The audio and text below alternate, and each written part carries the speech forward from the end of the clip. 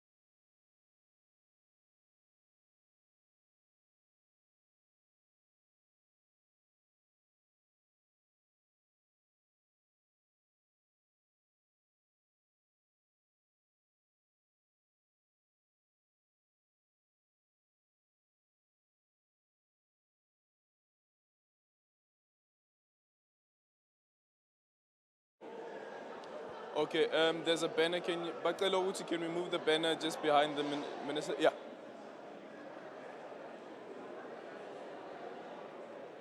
Okay, sure. Okay, where do you want it to be? Do you want it to be right behind him?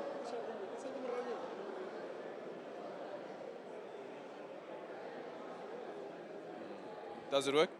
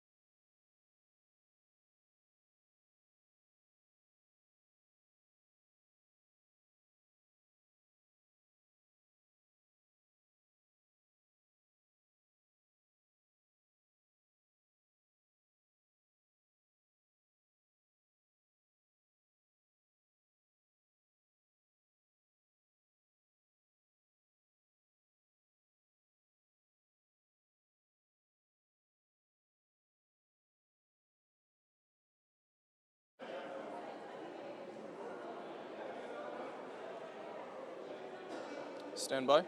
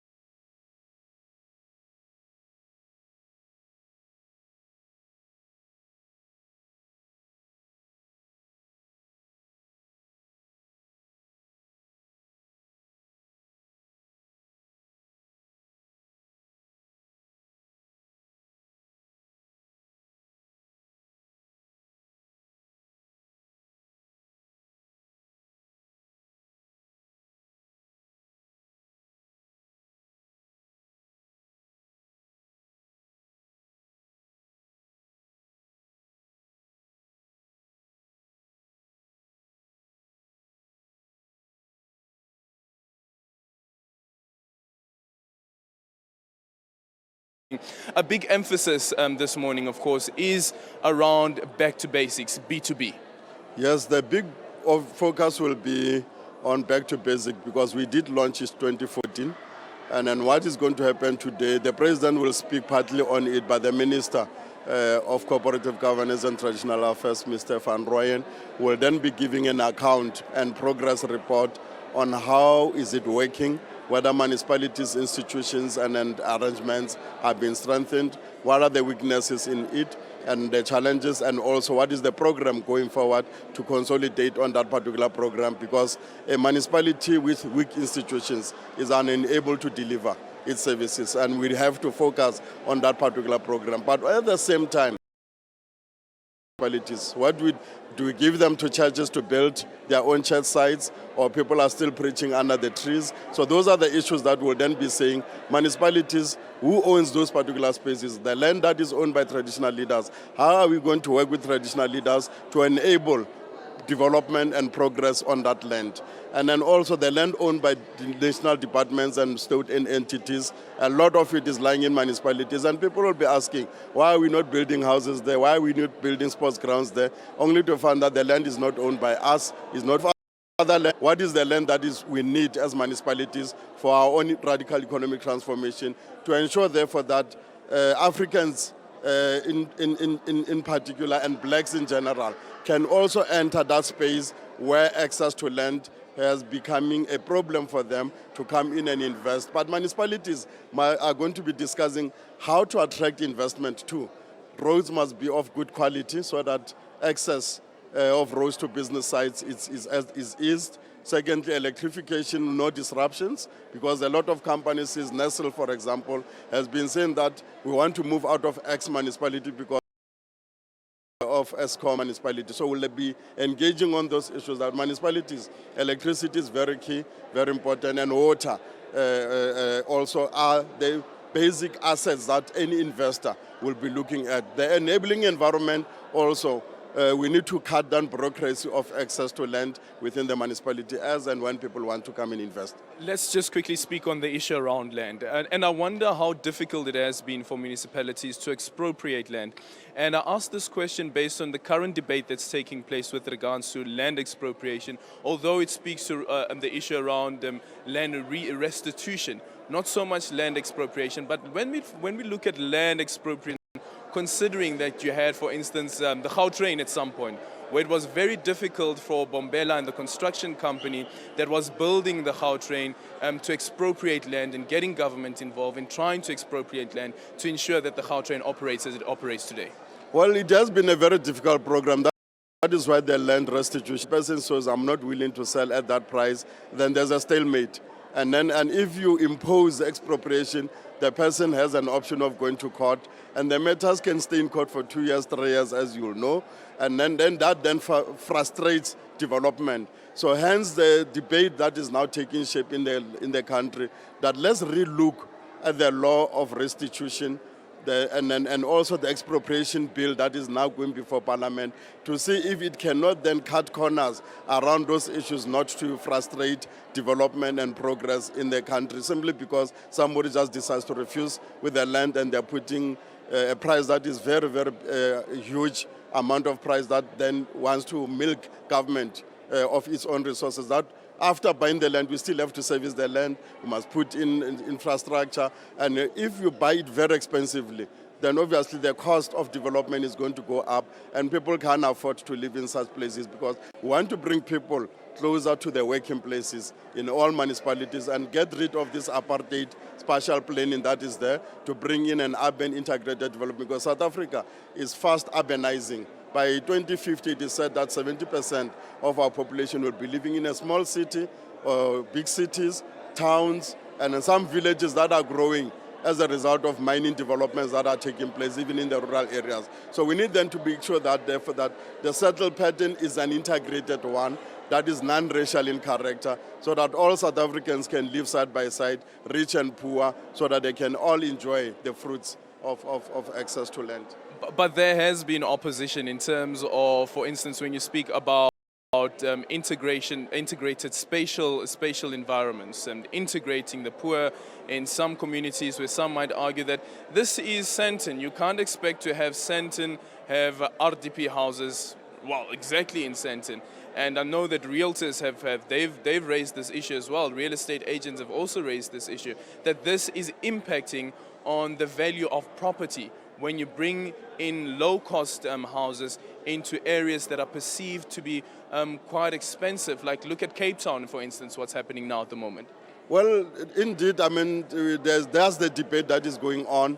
Those are the concerns that are there. We are not going to be ignoring the concerns, but at the same time, we need to find a win-win situation so that we don't put poor people far away from workplaces. You don't put poor people far away from an integrated city. So we need them to break this particular pattern of separate development. And indeed will take care of the concerns that are there. And I think the integrated development now is able to integrate in such a way that the value is not affected. And I think in Gauteng they've developed what they call the mega city model. And the mega city model, as you see it rising, you will then realize that the rich can still enjoy their type of spaces and then value of their property model. You look at them now and people just say, wow, they look like noise bond houses. And I think that's what the government has now done extra, to put extra money to modify that type of housing. I actually have to say that I'm really impressed on the basis that you'd find that there's corporate that's also now coming to the party. I've seen, if I'm not mistaken, somewhere between Louis Botha, somewhere in those areas, in the Edenvale areas, where you find that former factories are now being interned for such settlement, for economic development and social spacing. And I think it is working, and only if we can cooperate as South Africans, rich and poor, white and black, so that we could then begin to integrate communities and build this non-racial South Africa. Earlier on you spoke about and they want to leave that municipality and be part of another municipality, and it reminded me of the Demarcation Board summit that took place last year rather. And the issue that was raised at the Demarcation Board summit was that the bordering of the wards every 5 years, they feel that it is disruptive to development and it is disruptive to government's plans in terms of bringing in new services to those areas. I wonder if this summit will be grappling with that as well. Yes, we will be also engaging on the demarcation issue, and the amendments are already going to Parliament to see if the demarcation can no longer be done every 5 years, have a long-term vision of a demarcation that is 10-year or 15-year type of a plan. But also the demarcation happens because of the movement of people from rural to the big cities or to towns. Now, as a result of the settled pattern, you find that in a ward, now there are no 1,500 people residing. Now so that we could then begin to have a stable type of an arrangement, an approach that does not disrupt and that does not create resistance, as is the case in Vuane now, where there are issues. They are still unhappy with the way demarcation happens. And the traditional leaders also are raising issues of ancestral land. These are not apartheid spaces, by the way. People settled there even before colonialism.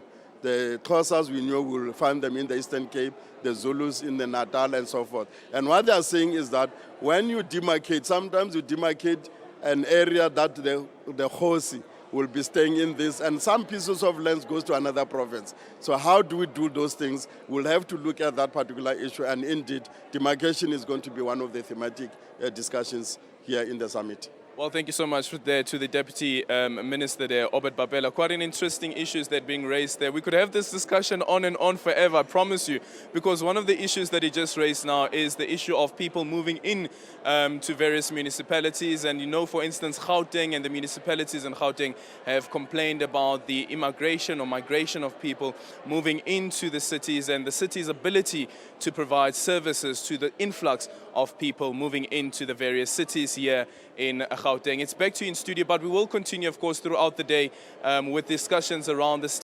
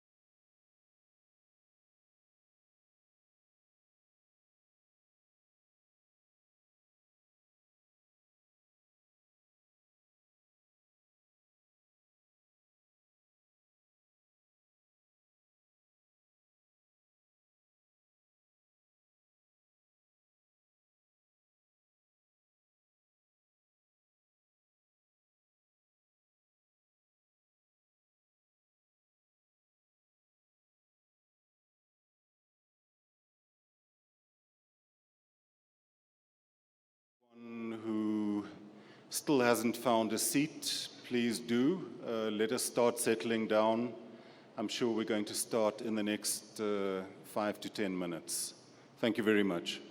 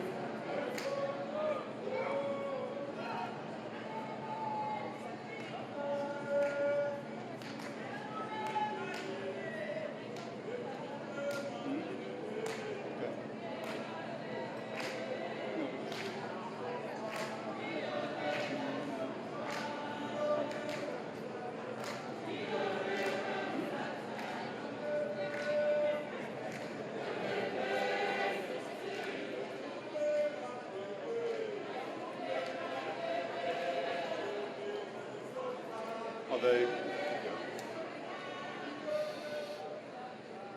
Ladies and gentlemen, good morning.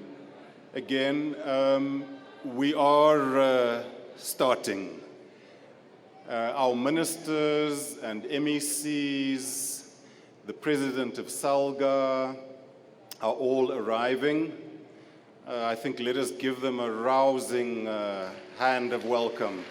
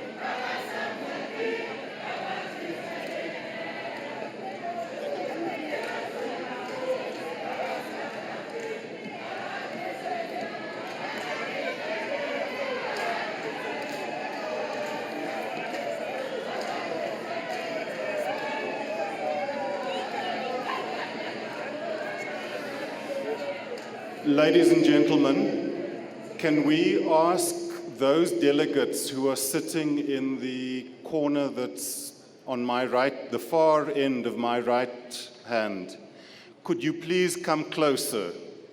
We want to feel your warmth and energy from close. There are plenty of seats on this side. If you could please move forward. And They left at the holding room. Just indicate to them when they come, they must rise, and then national anthem, so that they must lead. They must, when they come in, they must.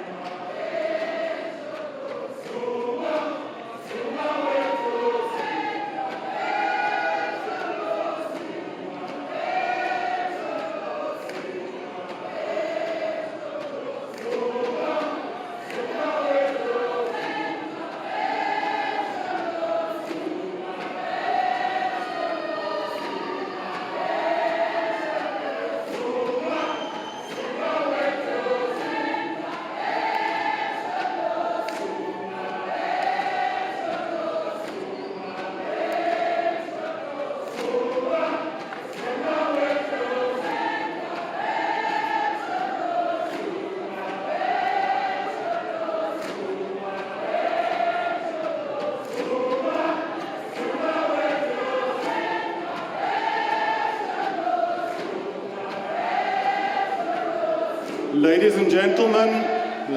and gentlemen, please rise and welcome the President of the Republic.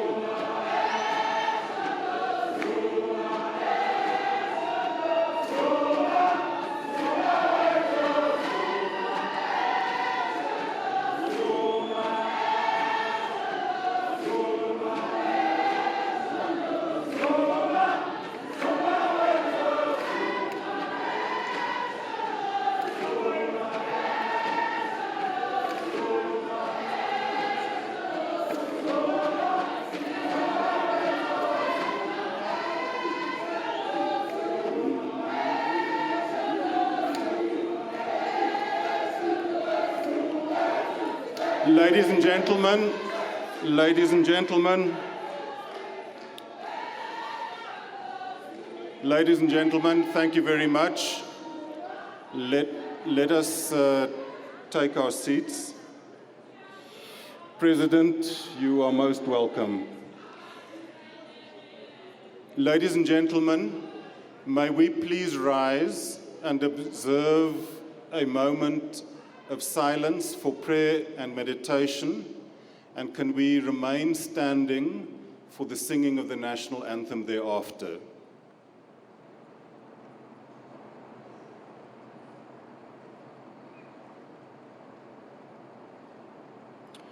Thank you very much. May we now call for the singing of our national anthem.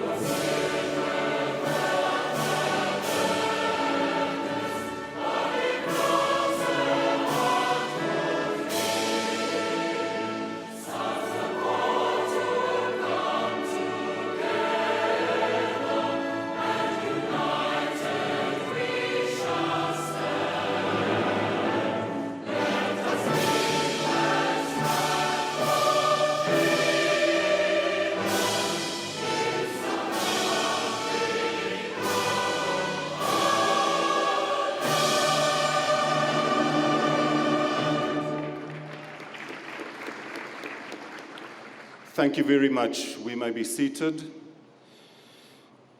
The President of the Republic of South Africa, His Excellency President Jacob Zuma, the Minister of Cooperative Governance and Traditional Affairs, Mr. Des van Rooyen, and all other ministers present, our premiers, deputy ministers, MECs, members of parliament, the Deputy Speaker of the National Assembly, the chairperson and the deputy chairperson of the National House of Traditional Leaders and all other traditional leaders here present, the chairpersons of the portfolio and the select committees of COGTA, all municipal mayors, speakers and chief whips, members of our state institutions supporting constitutional democracy, the chairperson and members of the Municipal Demarcation Board, directors general, heads of provincial departments, municipal managers, CFOs and technical directors,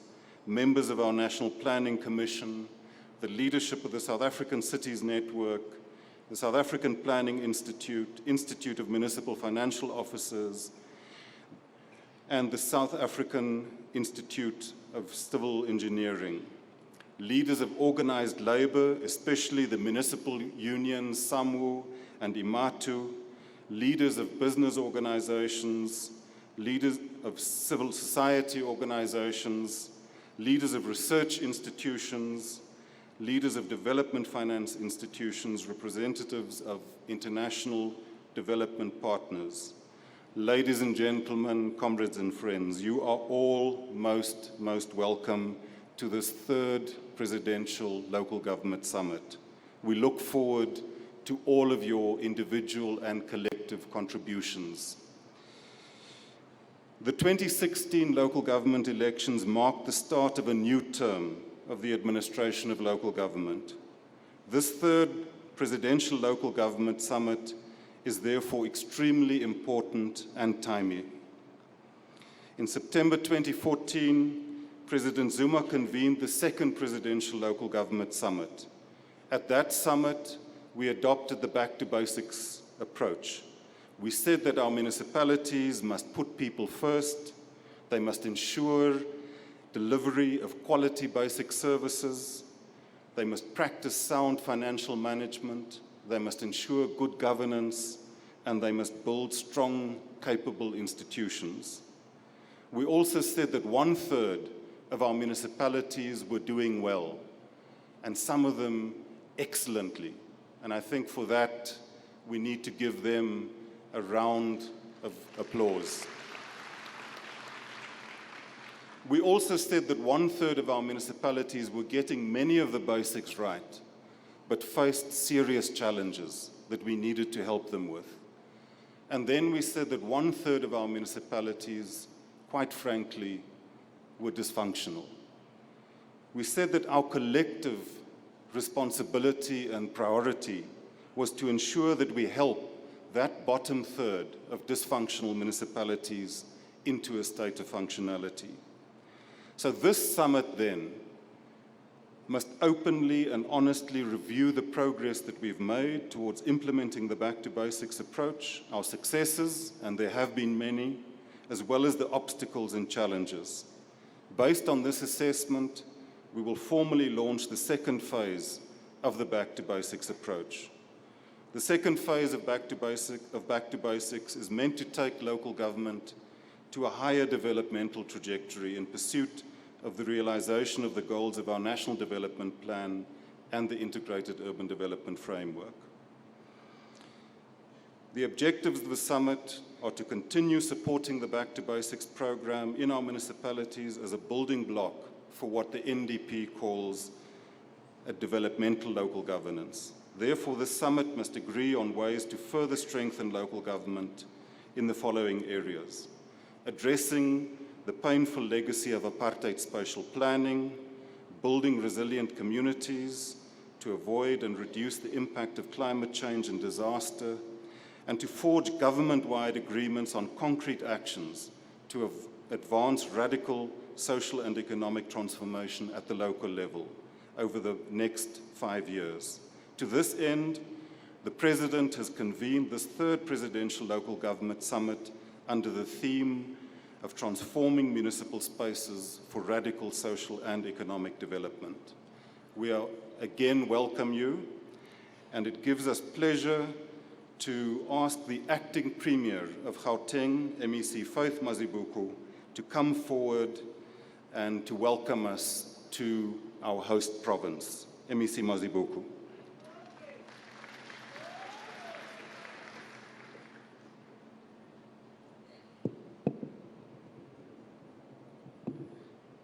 Thank you very much, Deputy Minister Andrisnell. Ngibhekisa inhlonipho yami kumongameli ubaba uJacob Zuma. Let me acknowledge the Minister of Cooperative Governance and Traditional Affairs, Mr. David van Rooyen. Let me also acknowledge all the ministers that are with us here today. Let me also acknowledge the deputy ministers, the chairperson of the National House of Traditional Leaders and his deputy. Let me acknowledge and welcome all the premiers that are with us here today, the MECs, members of parliament, led by the deputy speaker, the president of SALGA, Councillor Pakstau, all the executive mayors that are with us, councillors, leaders from trade union movements, officials from all the spheres of government, distinguished guests, ladies and gentlemen, Sanbonan. It is my privilege to welcome all of you today to this important occasion on behalf of the Premier of Gauteng, Ubaba David Makhura, who could not join us today. Premier Makhura, however, sends his best wishes to this gathering and has expressed the sincere hope that this summit will be a success in contributing to our municipalities working together with the people.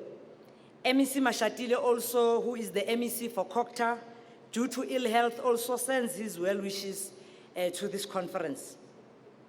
Program Director, we are meeting here today several months after the local government elections that have provided a fresh mandate to public representatives at municipal level.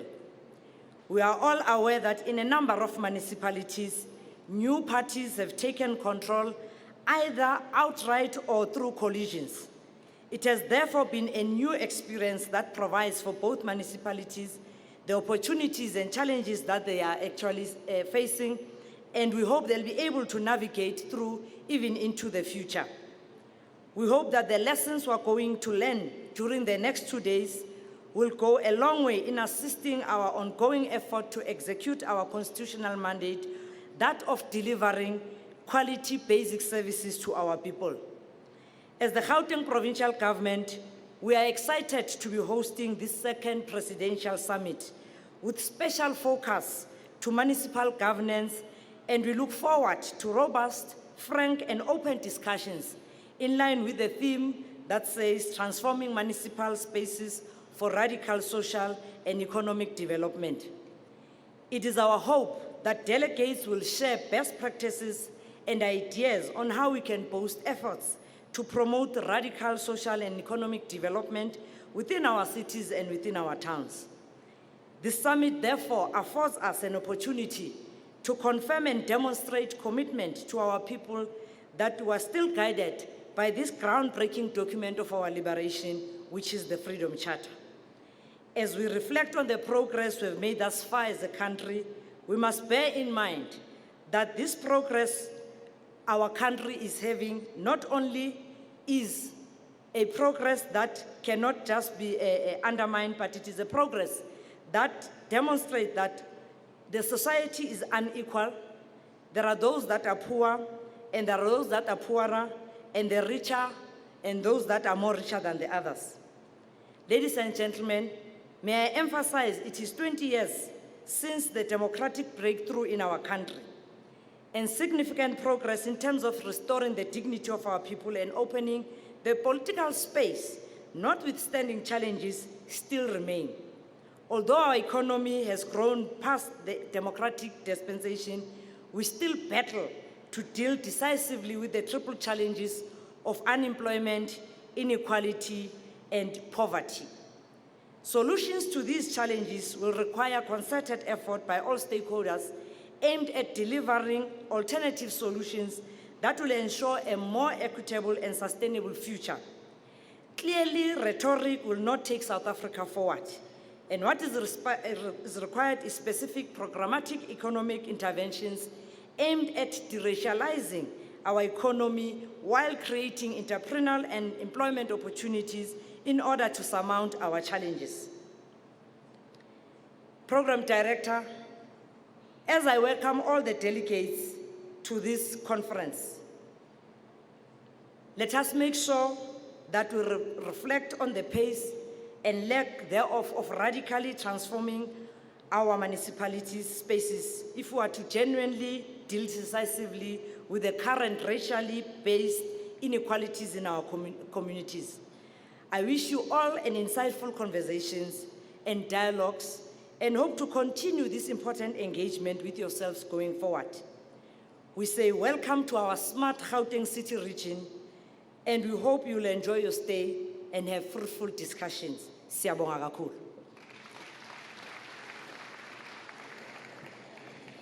Thank you very, very much, Acting Premier of Gauteng.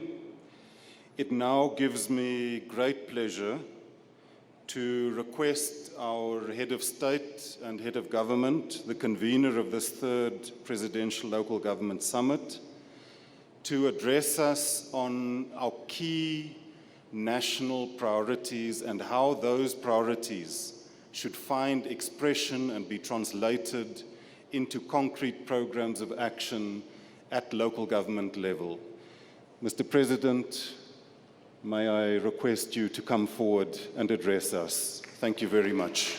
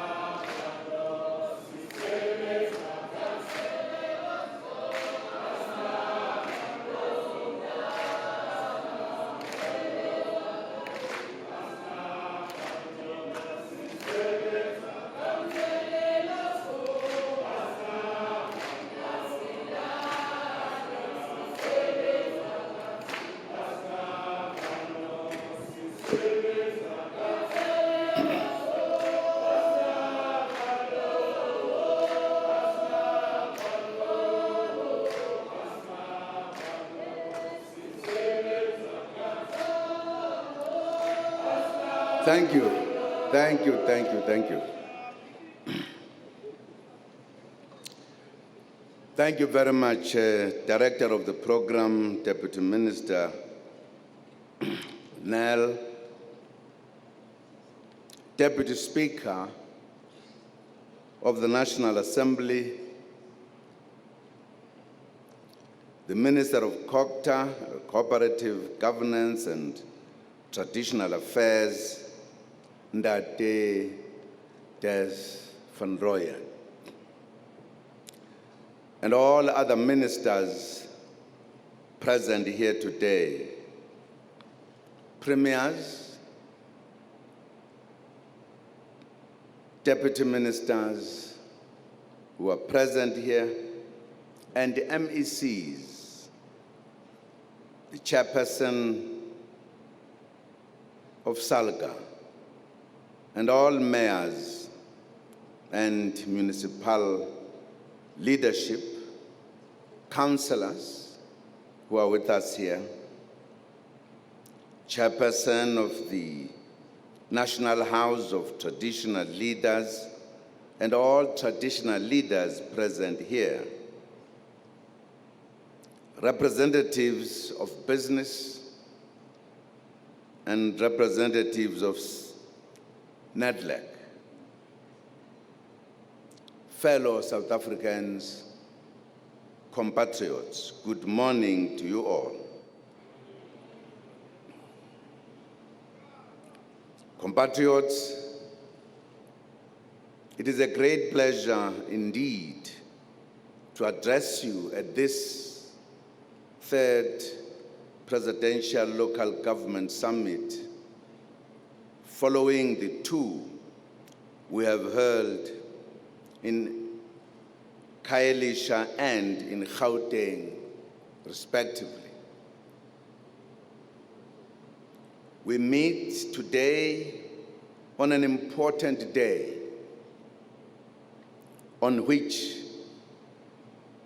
we commemorate the tragic execution of Solomon Mahlangu by the apartheid state in 1979. He was a dedicated freedom fighter who paid the supreme price for fighting for the liberation of our country and its people. On this solemn occasion, we recall his last words, and I quote, "My blood will nourish the tree that will bear the fruit of freedom."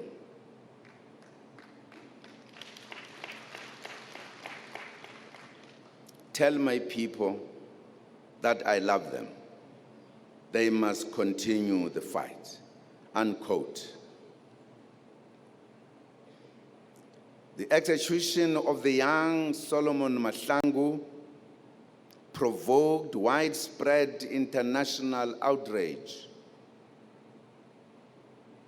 Today, in his honor, the fight continues, this time to accelerate economic transformation and improve the lives of our people. Compatriots, when we met in Khayelitsha, we emphasized the importance of the strong collaborations among all spheres of government in service delivery. In 2014, in Gauteng, we said we must go back to the basics and recommitted ourselves to providing basic services more adequately, professionally, and in a more caring manner.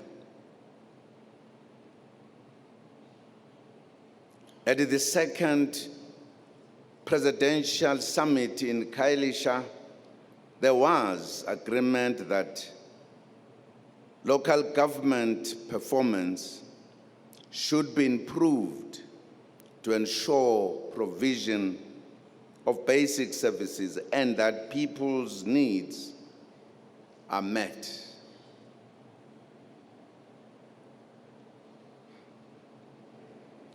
The objective of the Back to Basics program, launched in 2014, is to create well-functioning municipalities that serve their communities better. It encompasses 5 pillars: putting people first and ensuring effective public participation platforms for them, creating conditions for decent living by consistently delivering municipal services to the right quality and standards. This includes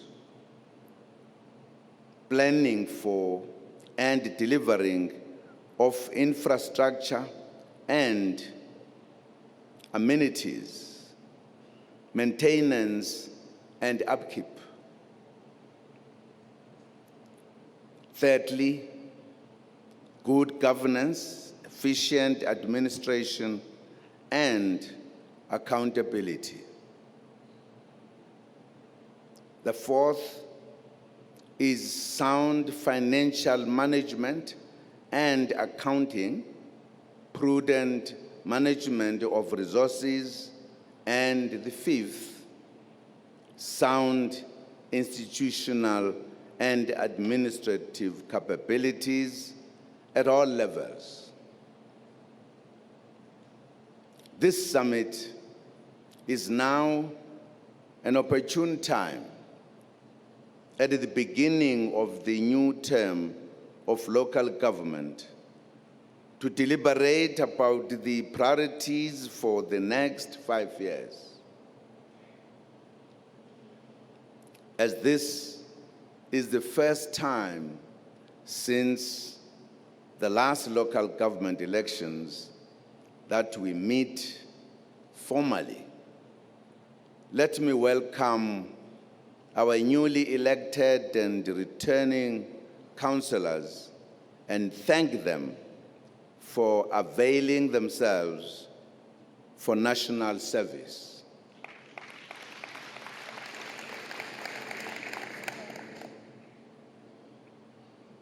I would like to congratulate all municipalities, councillors, and municipal staff who have made a difference in changing people's lives and living conditions.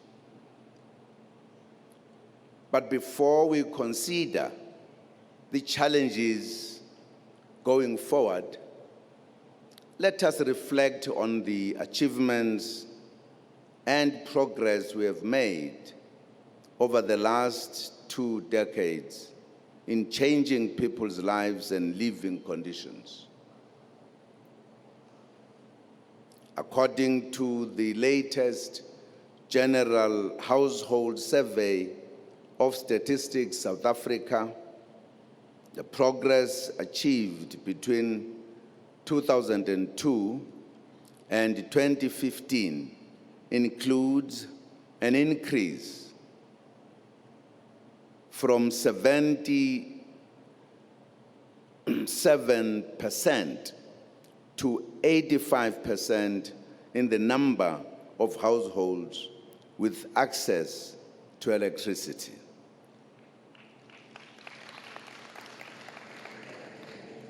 We achieved an increase from 85% to more than 90% of households with access to pipe water.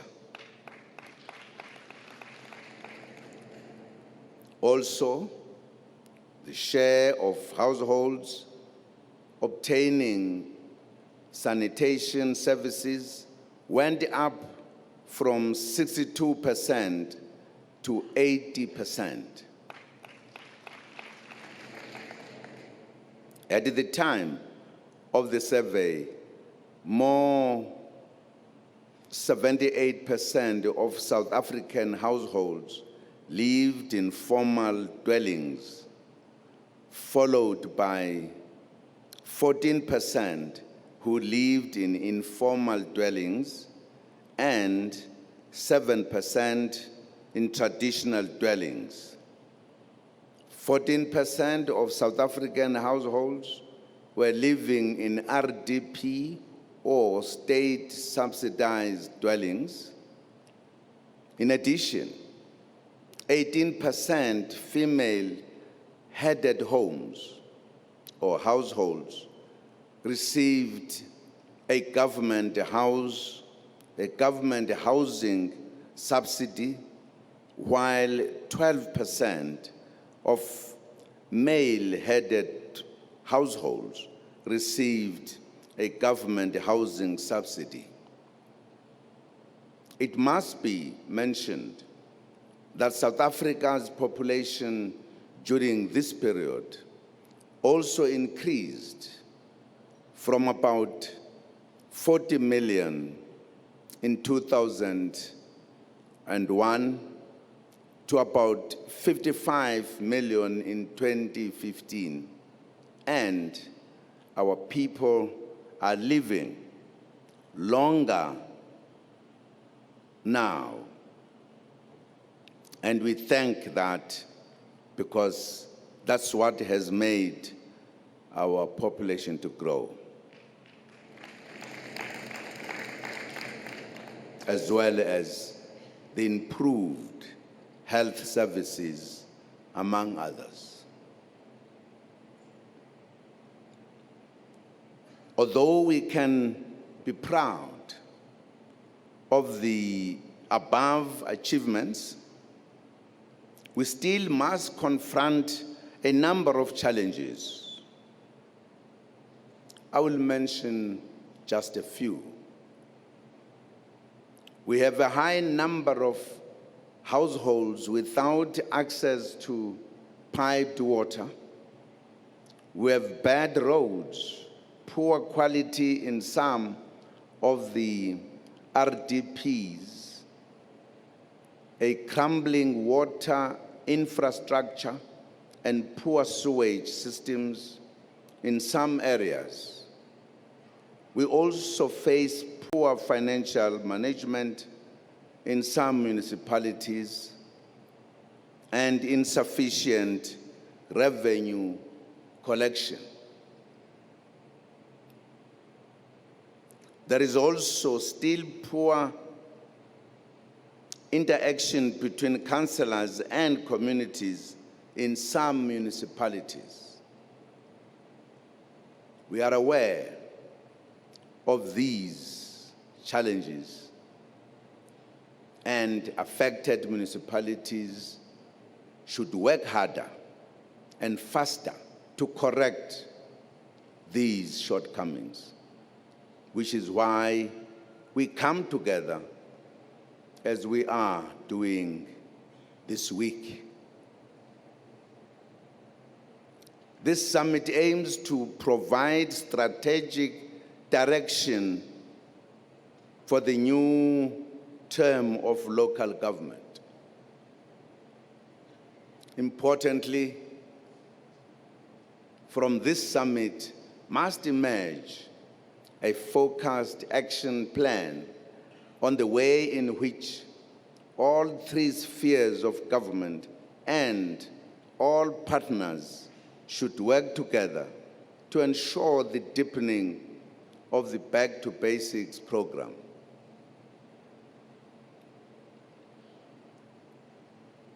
The action plan must build on the progress registered since our last summit and should enable us to be even more responsive to the needs and aspirations of local communities than before. The first phase of the Back to Basics program focused on laying the foundation for a developmental local government by doing the basics that we just outlined very properly. We now have to move to the second phase, in which the Back to Basics approach continues to build a functional and developmental local government system that delivers on its constitutional and legislative mandates within a system of cooperative governance. Critical in this phase as well is the need to tackle both the spatial challenges and the socioeconomic transformation requirements facing our country and communities.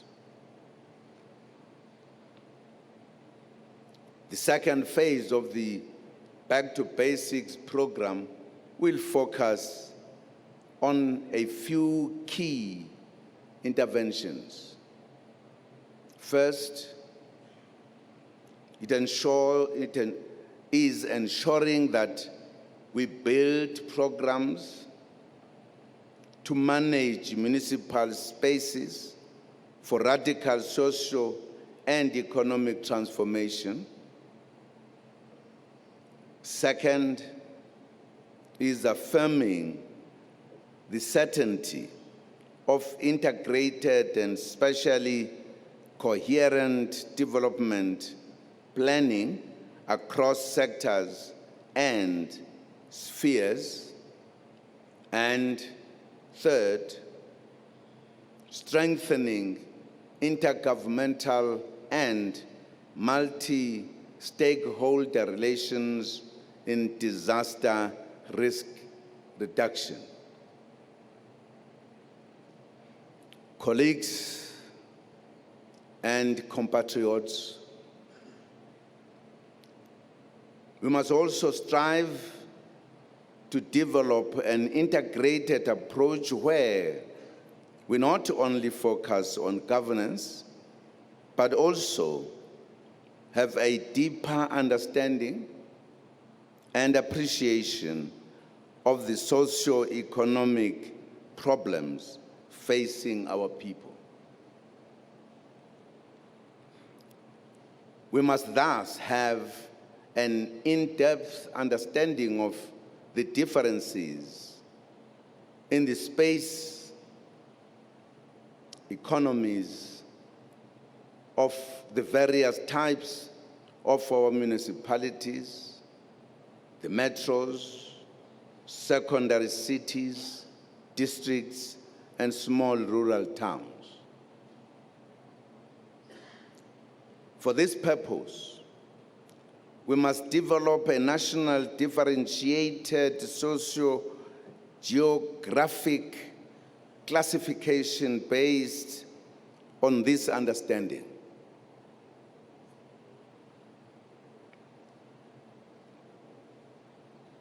As you are aware, we have decided to focus firmly on radical socioeconomic transformation in the remaining term of this government. But let us remind ourselves what we mean by radical socioeconomic transformation. We mean the fundamental change in the structure, systems, institutions, and patterns of ownership, management, and control of the economy in favor of the South Africans, especially the poor, the majority of whom are African and female.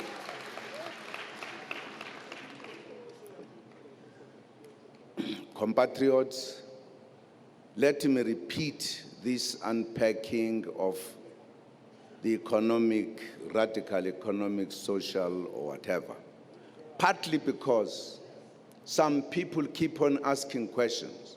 What is meant by radical socioeconomic transformation? I want you to listen very carefully. What we mean is nothing like a ho-ho or anything beyond what is before us. By radical socio-economic transformation, we mean the fundamental change in the structure, systems, institutions, and patterns of ownership, management, and control of the economy in favor of all South Africans, especially the poor, the majority of whom are African and female.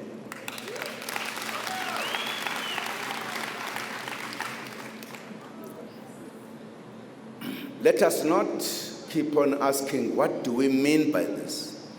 If we want to debate, let us debate this meaning we have presented. We have been presenting it in different platforms, partly because it is absolutely important that the economy of this country must be shared among all citizens of this country.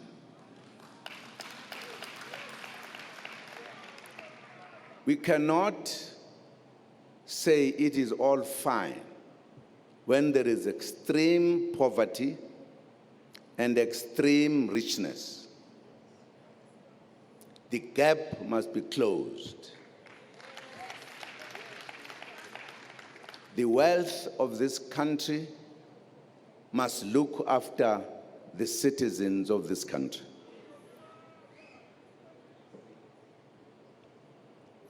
We need to see radical socio-economic transformation in local government. And that's why I repeated this passage, because I want you colleagues to internalize this. Well, that is an objective. Why we live, we govern. It's not just for the sake of it. It's to satisfy the citizens of this country. Particularly that they have the political power to choose the governments and personalities they want, but also the economic power to live comfortably. This requires that apartheid settlement geography must be confronted, and a new and more cohesive society must be born. It's a mistake we make. Things that were done by apartheid, we begin to live as if this is normal. Can't be normal.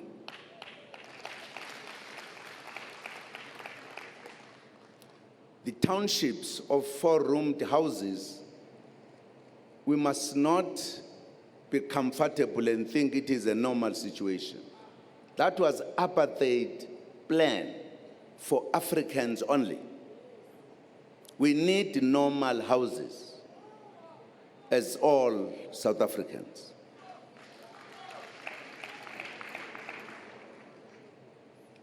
Apartheid geography and centralized spatial planning ensured that the majority of our people were housed and located in marginal areas from the city centers, far away from the economic hub and opportunities, as well as from services. This perpetuated their exclusion from the economy. Therefore, the management of municipal spaces for radical social and economic transformation requires municipalities to do a few things. They must radically transform the residential areas by connecting and integrating places of work and human settlements to build an inclusive economy and sustainable human settlements. They must work hard to raise the living standards and quality of life of all the people in the municipal area.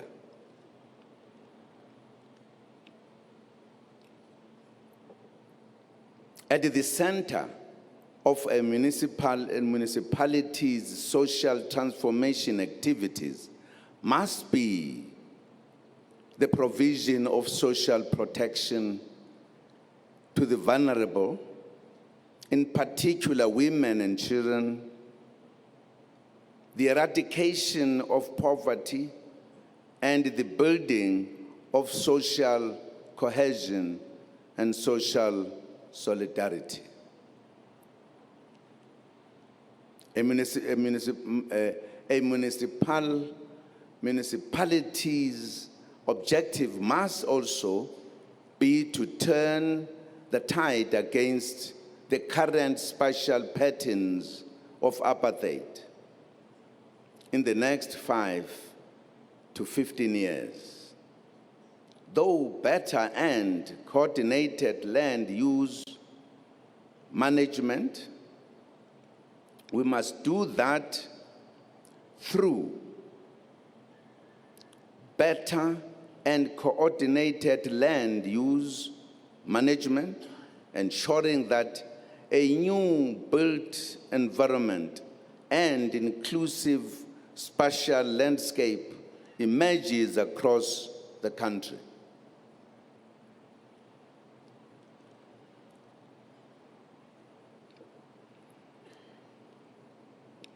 I think it cannot be correct after 50 years that when you come to South Africa, you still see the huge scars of apartheid.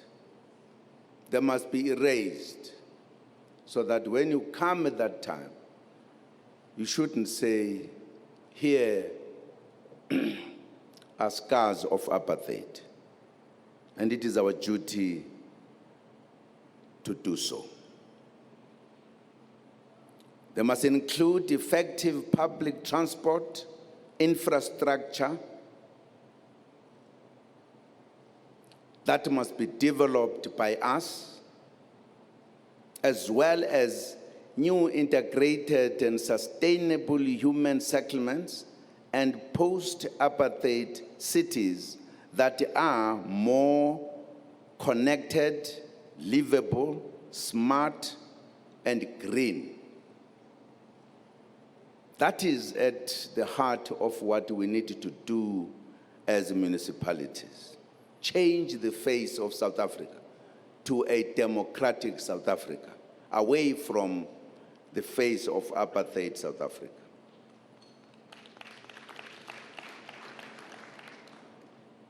The renewal of old towns, inner city regeneration, as well as township renewal must be a key focus of our municipalities. They must revitalize and mainstream townships' economies by supporting the development of township enterprises, cooperatives, and SMMEs that will produce goods and services that meet the needs of township residents.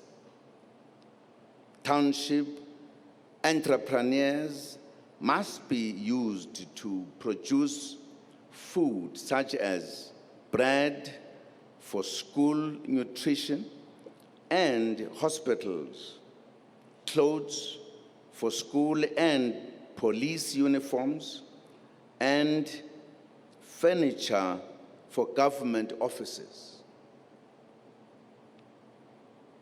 If we do this, we would bring millions of township residents into the mainstream of the economy. Hence, the need to revamp economic infrastructure and improve these areas. All spheres must work together to ensure that all township roads and streets are tarred, that the bucket system is eradicated, and that all hostels are turned into family units. All spheres must prevent illegal land invasion and growth of informal settlements. If we do all this, our people will see a difference in their lives, and the fruits of freedom will become visible to all. Colleagues and compatriots, in this year's State of the Nation address, I emphasize that we are building a South Africa that is free from poverty, inequality, and unemployment, as guided by the National Development Plan. This requires stronger collaborations and changes in the implementation of the Back to Basics program. Indeed, there is a lot we should do to build better municipalities and ensure that our people's experience of local government is a pleasant one. That is why this summit, that is what this summit is all about. We must all ensure that when people visit municipal offices, they return home smiling because of an excellent service they would have received.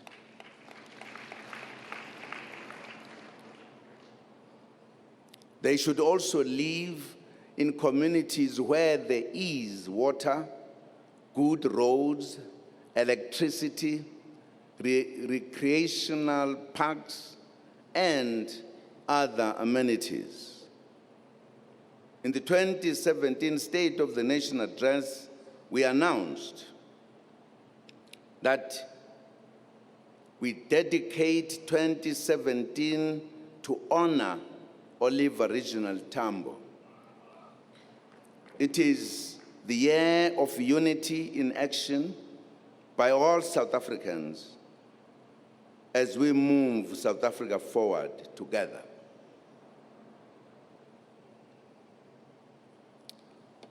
We need all of us to make South Africa a good place to live in. No one will do it for us except ourselves. Let us emphasize unity within local government in honor of O.R. Tambo, and so that we can achieve all our goals faster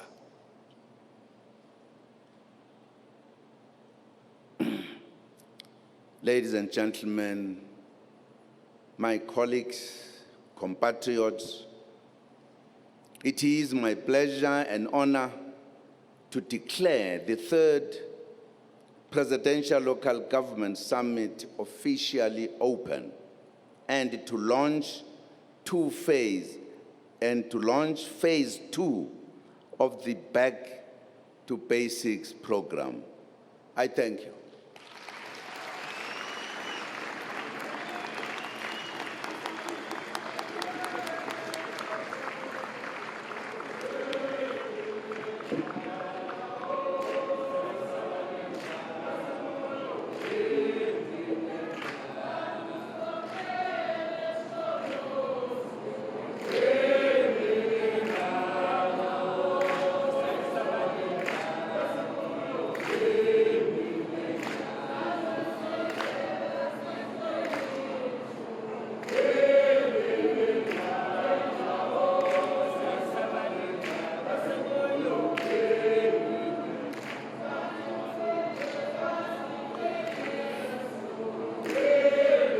Ladies and gentlemen, thank you very, very much. Thank you very, very much. Mr. President, thank you very, very much. I think you've spoken loudly, clearly. You've outlined our national priorities in relation to radical socioeconomic transformation, and you've spelt out very, very clearly what is expected of all three spheres of government to support local government in effecting radical socioeconomic transformation and transforming apartheid spatial patterns. Thank you very, very much for that. Next, we will call upon Minister Jeff Radebe, the Minister in the Presidency, to address a very, very important issue that will be required to give effect to the vision that the President has spelled out. And that is the question of how we plan and how across the three spheres of government and how we implement across the three spheres of government. So Minister Radebe will be addressing us on the centrality of integrated planning in a developmental state as articulated through the National Development Plan. Minister Radebe.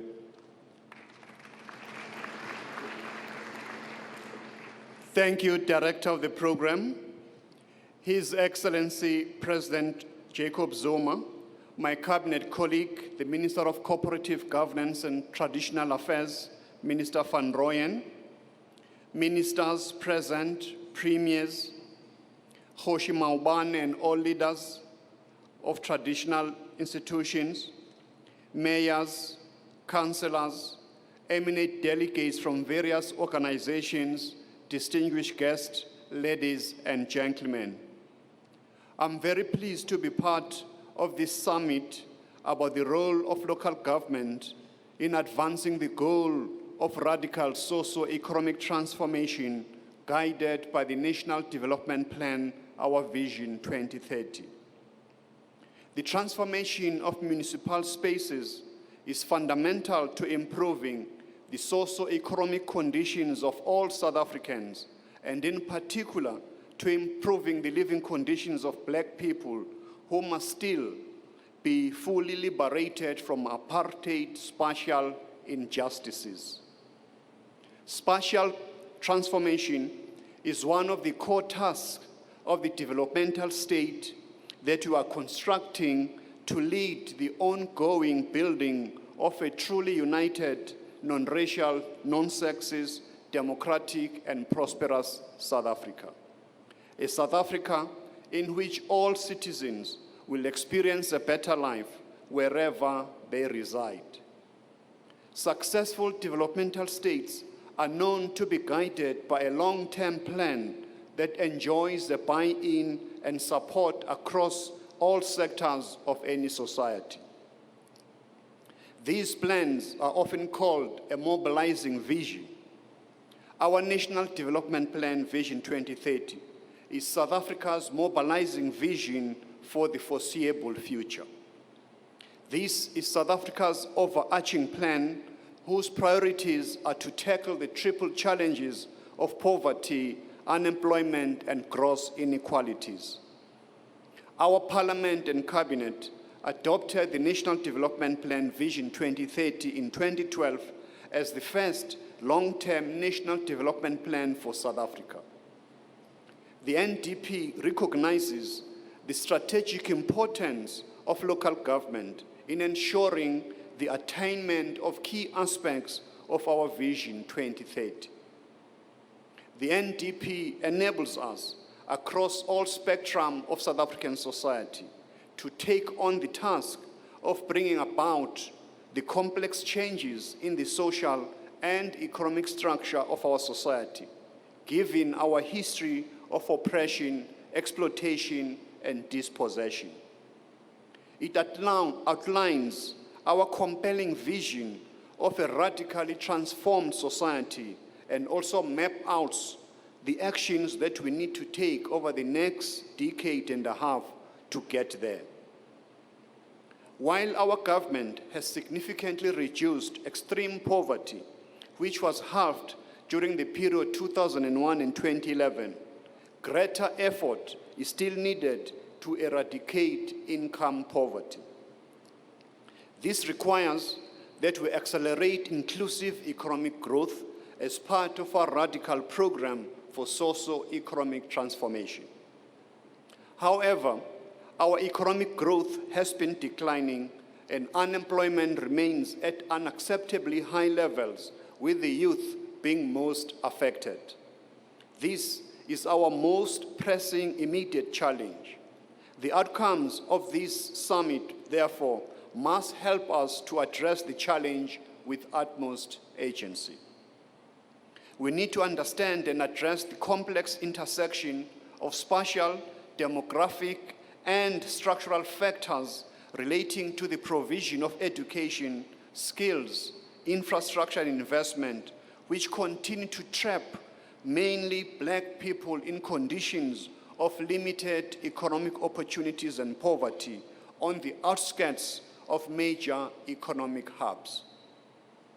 The changes that the state must implement have a long-term time frame and require planning and coordination to manage these complexities. Currently, our planning across the three spheres of government is characterized by diffused and bureaucratic planning responsibilities with a plethora of structures and legislation. This results in parallel and sometimes overlapping plans and initiatives that affect policy coherence and coordination and undermine effective implementation. The setting of focused priorities and performance indicators that reflect the major issues affecting our country, as articulated in the NDP, has not been optimal. Consequently, this has not assisted in the allocation of budget and investment in general. These planning and institutional issues are currently being addressed by the Department of Planning, Monitoring and Evaluation, with a view soon to put in place a framework within which we can coordinate our policies and strategies across all spheres in order to better advance the implementation of the NDP in an integrated manner. The National Planning Commission, which President Zuma appointed in 2010 to compile the National Development Plan, correctly recognized the need to institutionalize planning across the whole of government to ensure the implementation of the NDP is properly sustained in order it to be successful. Recognizing that planning happens at different levels, the focus is on improving coordination, problem solving, and strategic leadership for various initiatives and programs across the whole of government and in broader society to ensure that all these efforts are cohesive and effective in achieving our common goals. Institutionalizing planning is therefore a key to building a capable and developmental state, a matter on which the NDP has a dedicated chapter.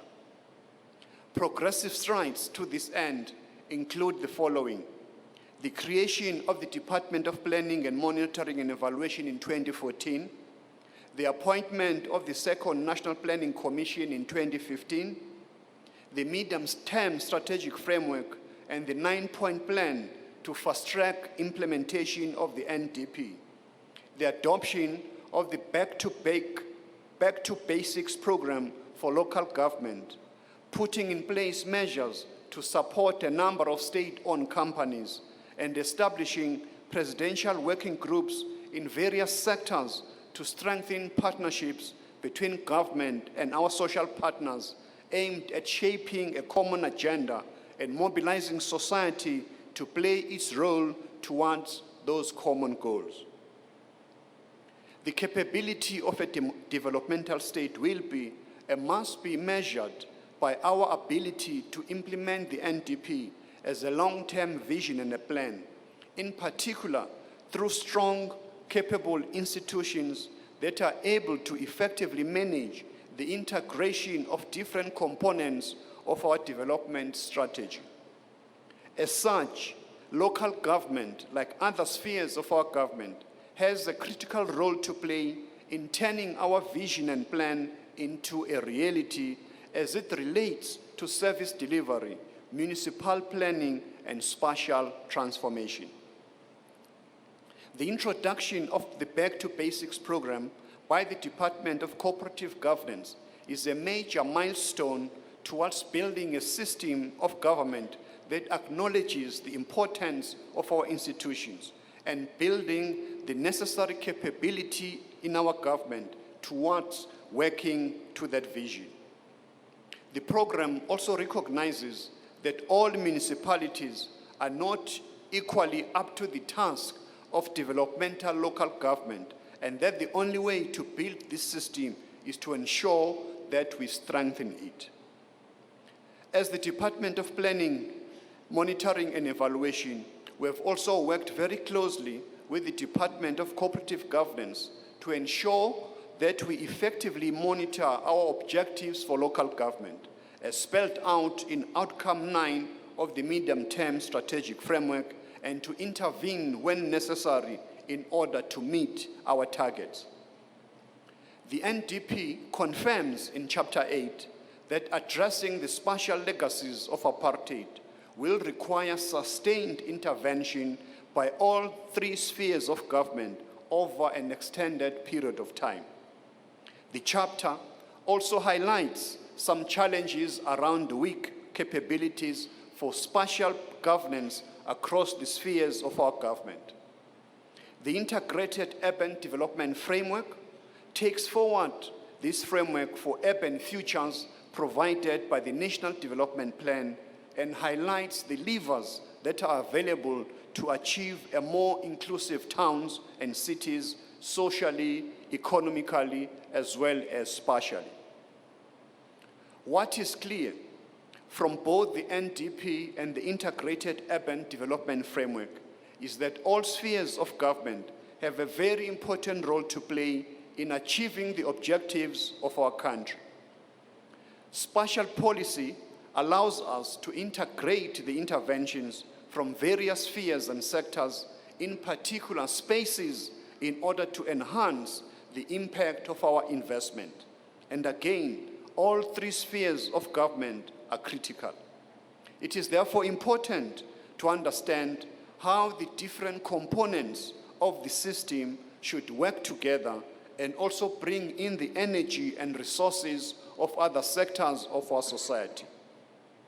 As we continue to strive to forge more effective ways of working together, we must be guided by the principle that national strategic planning evolves through intergovernmental cooperation and is binding on all spheres and sectors. The NDP underscores this need for clarity of policy and clarity of responsibilities of different role players. If we are clear who is responsible for different aspects of the development process, then we'll know who must take accountability. More importantly, we know who to engage with in working together towards our common objectives. We have realized that the responsibilities in government are not always sufficiently allocated. As we monitor our plans and reflect on our system of planning as a developmental state, we must recognize where adjustments need to be made. In this regard, we are currently working on some adjustments to responsibility for ensuring that we undertake spatial planning more optimally. In particular, there is already a three-way agreement between the Ministers of Rural Development and Land Reform, Cooperative Governance and Traditional Affairs, and myself to reassign key functions in the Spatial Planning and Rural Development and Land Use Management Act from the Department of Rural Development and Land Reform to the Department of Planning, Monitoring and Evaluation, and some to the Department of Cooperative Governance. The reason for this shift is to ensure that we get better coherence between the strategic plans of government and the spatial plans and investment frameworks, as well as better support for land use management activities in municipalities.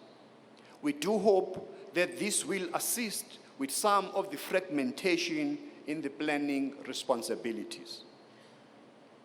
Honored delegates, the NDP recognizes that without deliberate and focused efforts to change the spatial configuration, public and private sector spending can exacerbate existing spatial divisions and reinforce economic exclusion. To this end, in line with Chapter 8 of the NDP and the Spatial Planning and Land Use Management Act, the Department of Planning, Monitoring and Evaluation is currently undertaking work on the development of the National Spatial Development Framework to link the vision of the NDP to government's spatial transformation agenda. This, we believe, will elevate the importance of a coherent spatial logic in other development policy instruments and strengthening leadership of the spatial transformation of our country. The National Spatial Development Framework is not intended to replace or trump the municipal spatial development frameworks. The intention is rather to ensure that national level policies with spatial impact are internally consistent and coherent, and that policy instruments across government support the overall spatial transformation agenda. The Back to Basics program of action has helped all of us greatly in harnessing and refocusing our attention on putting our people first, ensuring that we deliver basic services to all, improving financial management, and building our institutional capabilities. Through continued efforts to monitor progress across the various plans in government and to put in place interventions to address weaknesses, we are able to identify delivery bottlenecks where policy seems to be an obstacle to our objectives and where there are other weaknesses that need to be addressed. A coherent system of planning, monitoring and evaluation will assist us to set the direction for the country and to truly stay our course. It will also ensure that our policy priorities are appropriate to achieve a better life for all South Africans. Building a developmental state is a journey. We do hope that the deliberations at this summit today and tomorrow will help all of us in working towards a better and a more prosperous South Africa. It is our future. Let us make it work. I thank you.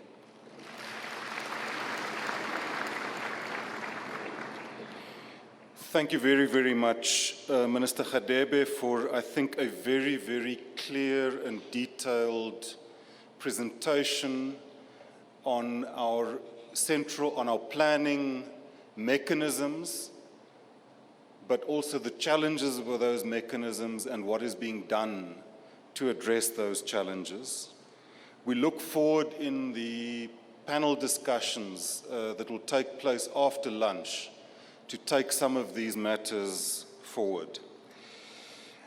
It's my pleasure now to call upon the Minister of Cooperative Governance and Traditional Affairs, Minister Des van Rooyen, to come forward and to address us on building on back to basics towards developmental local government. Minister van Rooyen.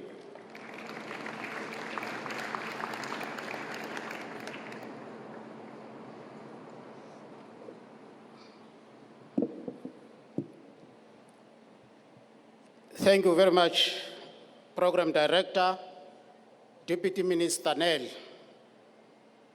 You know, I must adjust this every time I ascend the podium because I'm vertically challenged in the main. His Excellency, President Jacob Zuma, the Speaker and Deputy Speaker of the National Assembly, the Chairperson and the Deputy Chairperson of the National Council of Provinces, all ministers present, premiers, deputy ministers, members of parliament, and members of provincial executive councils, chairpersons of COCTA portfolio and the select committees.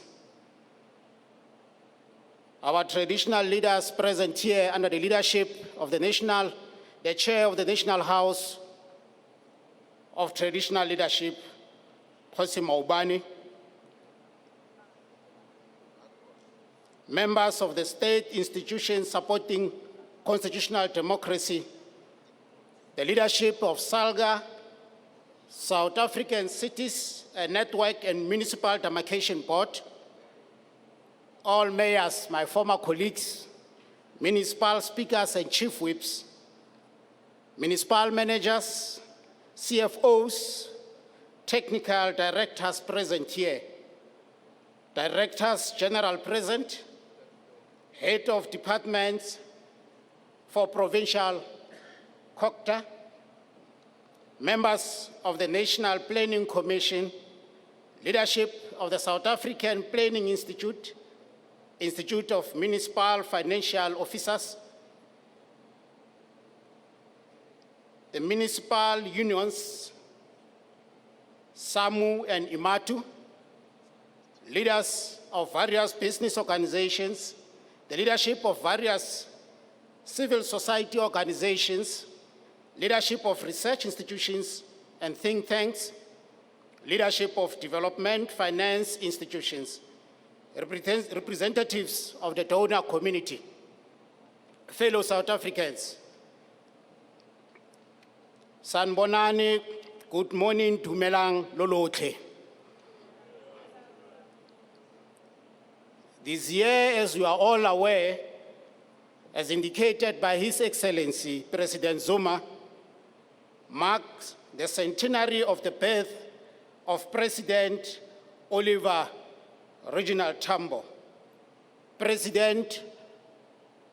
former President of the African National Congress, the former Commander-in-Chief of the Liberation Army of the African National Congress, Umkhonto weSizwe. I'm emphasizing on this, His Excellency, deliberately, because those who are hell-bent to distort our history and to erase our struggle legacy, they go all out to make sure that they don't portray the likes of Comrade O.R. as a former leader of a guerrilla army. He's a former commander-in-chief of Umkhonto weSizwe, and I think it must be emphasized. The likes of O.R. Tambo, including the late Madiba himself, they are always portrayed as leaders who usually wear nice suits, who never wore a uniform. I think it's time for us to reiterate the real history of our struggle. The likes of O.R. Tambo, the likes of Madiba are former guerrilla leaders, are former commander-in-chiefs of a liberation army called Umkhonto Wesizwe. If we don't tell this history, His Excellency, we fall into the trap of people claiming to be commander-in-chiefs because we don't tell our history. O.R. Tambo, as you are all aware, was one of the most outstanding leaders to be produced by our country and continent. In his honor, 2017 has been declared the year of Oliver Reginald Tambo by none other but the collective leadership of the executive authority of the Republic of South Africa under the capable leadership of His Excellency, President Zuma. It is the year of unity in action by all South Africans as we move our beloved country, South Africa, forward. President Tambo, I must indicate, was a solution-driven person. He was a solution-oriented leader who always sought to move forward on the basis of building consensus among all forces necessary for such a movement to go forward. He was greatly admired among his contemporaries for his ability to bring together people with different views on both strategic and tactical questions. One of the things that set him above many was his spirit of self-sacrifice. As we recall the wisdom of this unifier, a giant leader of our liberation struggle, we can state that he represents the caliber of leadership we need on all levels of society and spheres of government. As for Nabotlayeta, people who are not part of the team, we want people who are team players, people who will always be preoccupied by being a part of the collective. That was Tambo at his best. Speaking at Georgetown University in Washington, 27 January 1987, President Tambo said, open and close quote, "We seek to create a united, democratic, and non-racial society.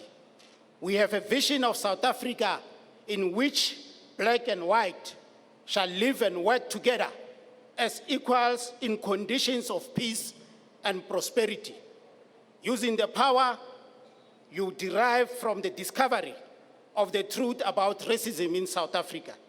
You will help us to remake our part of the world into a corner of the globe on which all of humanity can be proud of." A large percentage of the invited participants here, as fully acknowledged by His Excellency, are newly elected, and of course a certain percentage are returning councillors. You are thus the living proof that South Africa's transition from apartheid to a democratic local government has been a success. Another section of those of us gathered here today are directly representing local government administrations and can testify to the fact that, by and large, South Africa has indeed built its range of democratic institutions, transformed the public service, and extended basic services. Notwithstanding significant progress, our country, as you are all aware, remains divided, with opportunities still shaped by the legacy of apartheid. Too many people are trapped in poverty, and South Africa is and remains a highly unequal society.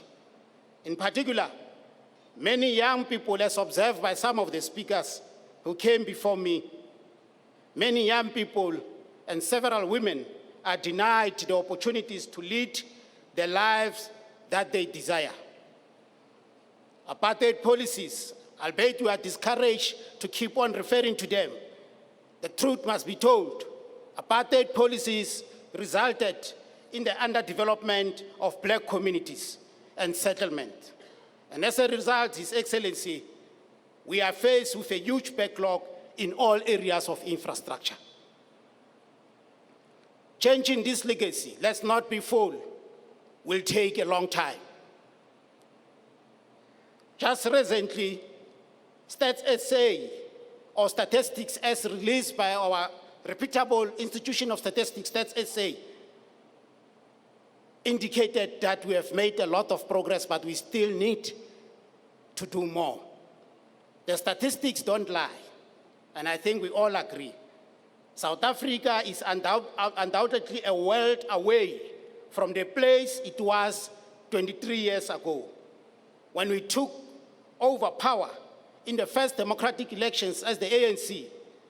Millions of people who were shut out of government system now have access. We have made sure that they have access to basic services and the state machinery. That's a fact, it can't be denied. Our constitution obliges all of us to partake in providing basic services to vulnerable communities.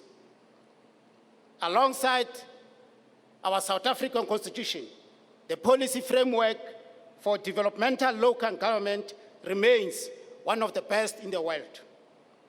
And we are not just blowing our own horn here.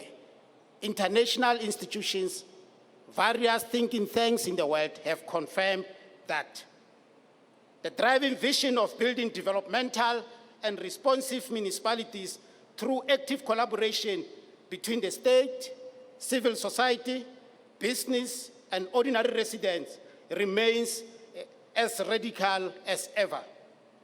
This policy vision makes municipalities the places where a just and more equitable South Africa must be shaped and take root.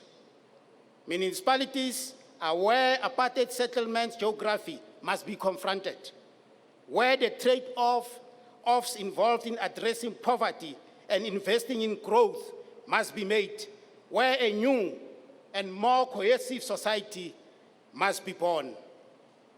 This summit overarching theme, transforming municipal spaces for radical social and economic development, captures the objectives of government's back to basic approach in one sentence.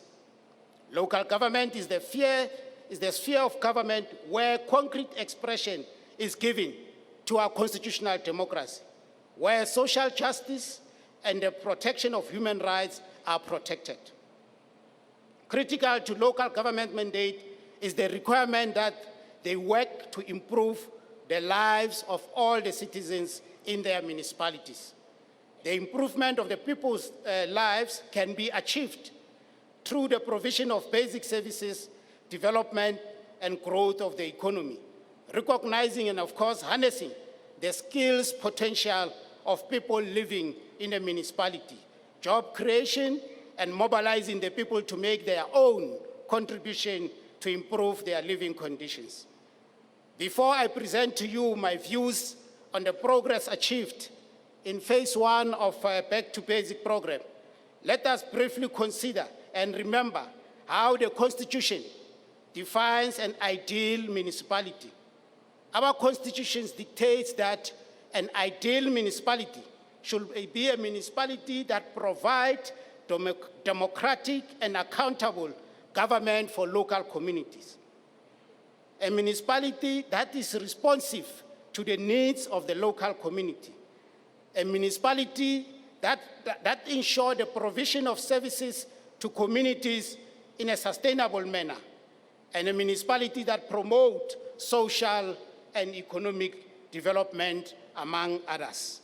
Given this constitutional and legislative mandate, what makes a municipality to be a good municipality? A good municipality must have, firstly, political and administrative stability. A good municipality must have a functional council and council structures and healthy political and administrative relations and interfaces. A good municipalities must have an aligned budget allocation with the integrated development plans, such as through a grant and CAPEX expenditure.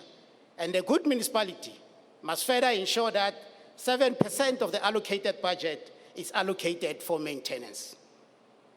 Sound financial management must be the order of the day. Consistency in the delivery of services must be an order of the day.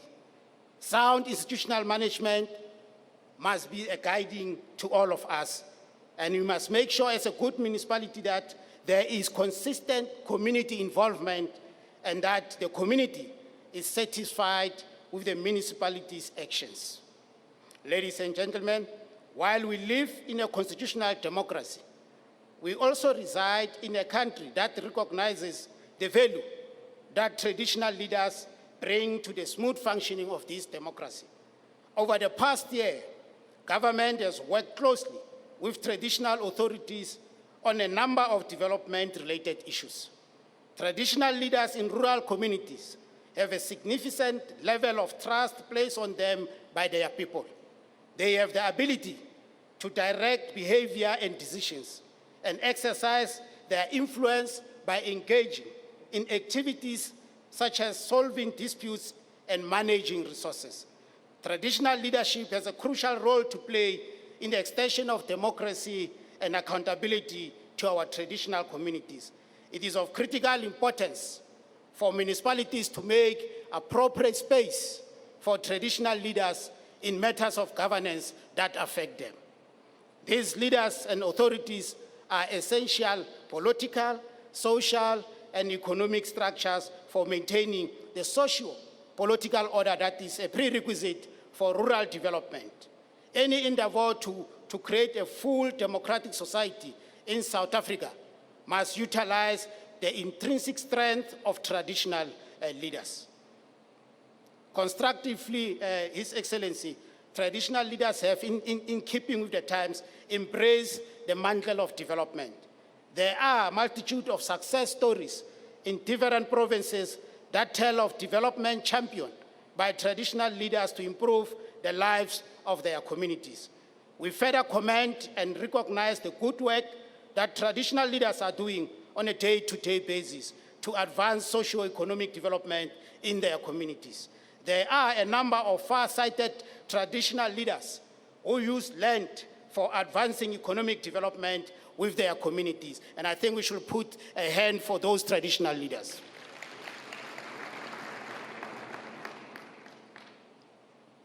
Our Back to Basic campaign, therefore, calls for municipalities and traditional leaders to work in partnership to address issues of development related to land use management, release of land for development, and overall development of rural traditional communities. The involvement of traditional leaders in the Council Induction Program has added a new dimension to the effectiveness of traditional leaders in the interactions at local government level. I think this first initiative will go a long way in ensuring that we recognize the role that can be played by traditional leaders, but also according traditional leaders an opportunity to understand how our system or the system of local government functions. I think this was a very good initiative and it should be sustained. I believe that further participation and clarification of the roles of traditional leaders in the local government sphere will ensure greater accountability to our citizens. Now on June, Mongameli, you declared in your state, June 2014, you declared in your State of the Nation address that government would like our people's experience of local government to be a pleasant one. You reiterated that again today. And then I think you said this because you underlined the fact that albeit our municipalities are built on a firm foundation, there are certain municipalities who are not performing optimally. and that government has heard the complaints and proposals of South Africans relating to the performance of municipalities. So responding to our 2014 call, of course, then we saw the birth of a back-to-basic approach. This approach, inter alia, recognizes the tremendous progress that local government has made in the delivery of basic services, water, sanitation, electricity, and refuse removal. It further acknowledges that between 20,000 and 2017, these services have been progressively extended to more citizens than ever before, but commit the totality of government to do more to improve the performance of municipalities. Despite our delivery achievements, municipalities have been confronted by a series of problems. Institutional incapacity and widespread poverty have undermined the sustainability of the local government project, leading in some instances to a catastrophic breakdown in services. The viability of certain municipalities is also a key concern.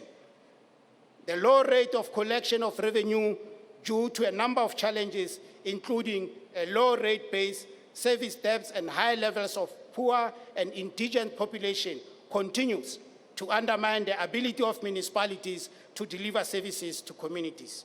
Our municipalities also need to be managed by appropriately skilled personnel and their correct placement. Slow or inadequate responses to service delivery challenges are in turn linked to the breakdown of trust in the institutions and in councillors by some of our communities. The so-called service delivery protest may be said to be a reflection of community frustration with several of these failures and have generated a negative narrative on municipal leadership and governance in our municipalities. Slow or inadequate responses to service delivery challenges are in turn linked to the breakdown of trust by some communities in their local institutions and their councillors. Social distance by our public representatives has been a major cause for concern. This reflects inadequate public participation platforms and questions on the functionality of ward councillors and ward committees. Our municipalities also need to be managed, as indicated earlier, by appropriate skilled personnel who are placed in the right positions and at the right level. Too often we forget that most citizens' experience of government occurs at the local government level and nowhere else. The first phase of the Back to Basic program was based on the foundation of doing the basic right, putting people first by engaging with communities, effective delivery of services, good governance, sound financial management, and building institutional capabilities to ensure the living conditions of communities are improved. When the traffic lights are working, the garbage is collected, and clean water comes out of an open tap, that is when our citizens know that government is working for them. Not only citizens, even those who are coming in as tourists to our municipalities. That's why they start realizing that the government is working for them. We can say, however, with confidence that this program has been our response to meeting these challenges and in intensifying our efforts to improve the lives of all citizens. Local government should thus now be in a strong position to respond or coordinate responses to service delivery problems and other concerns as raised. This requires effective intergovernmental relations and also speedy intervention from the provincial and national spheres too on matters concerning their respective mandates, such as in water, electricity, housing, transports, and roads. I must indicate, ladies and gentlemen, that the Interministerial Committee on Service Delivery has met regularly over the last year or so in order to assess progress in sector-specific support for local government and to deliberate the intergovernmental management of national and external challenges such as prolonged drought, risk reduction measures, social protection measures, and so forth. This kind of intergovernmental commitment makes a difference to local government. And we need to maintain this commitment going forward. Local government is everybody's business. On the ground, progress has been identified through municipal reporting, and progress has been evident in a number of areas. For example, better audit results, better and more prudent spending on public funds, the hiring of competent staff, faster response time to community problems, and progress in local engagement with communities and stakeholders. The B2B program is now well known across government and by the people. It has obtained traction within and outside of government. Many businesses have joined us in this government-wide program of support for local government. We have traveled far, built wide-ranging support, and gained many insights. Some of these insights include the following.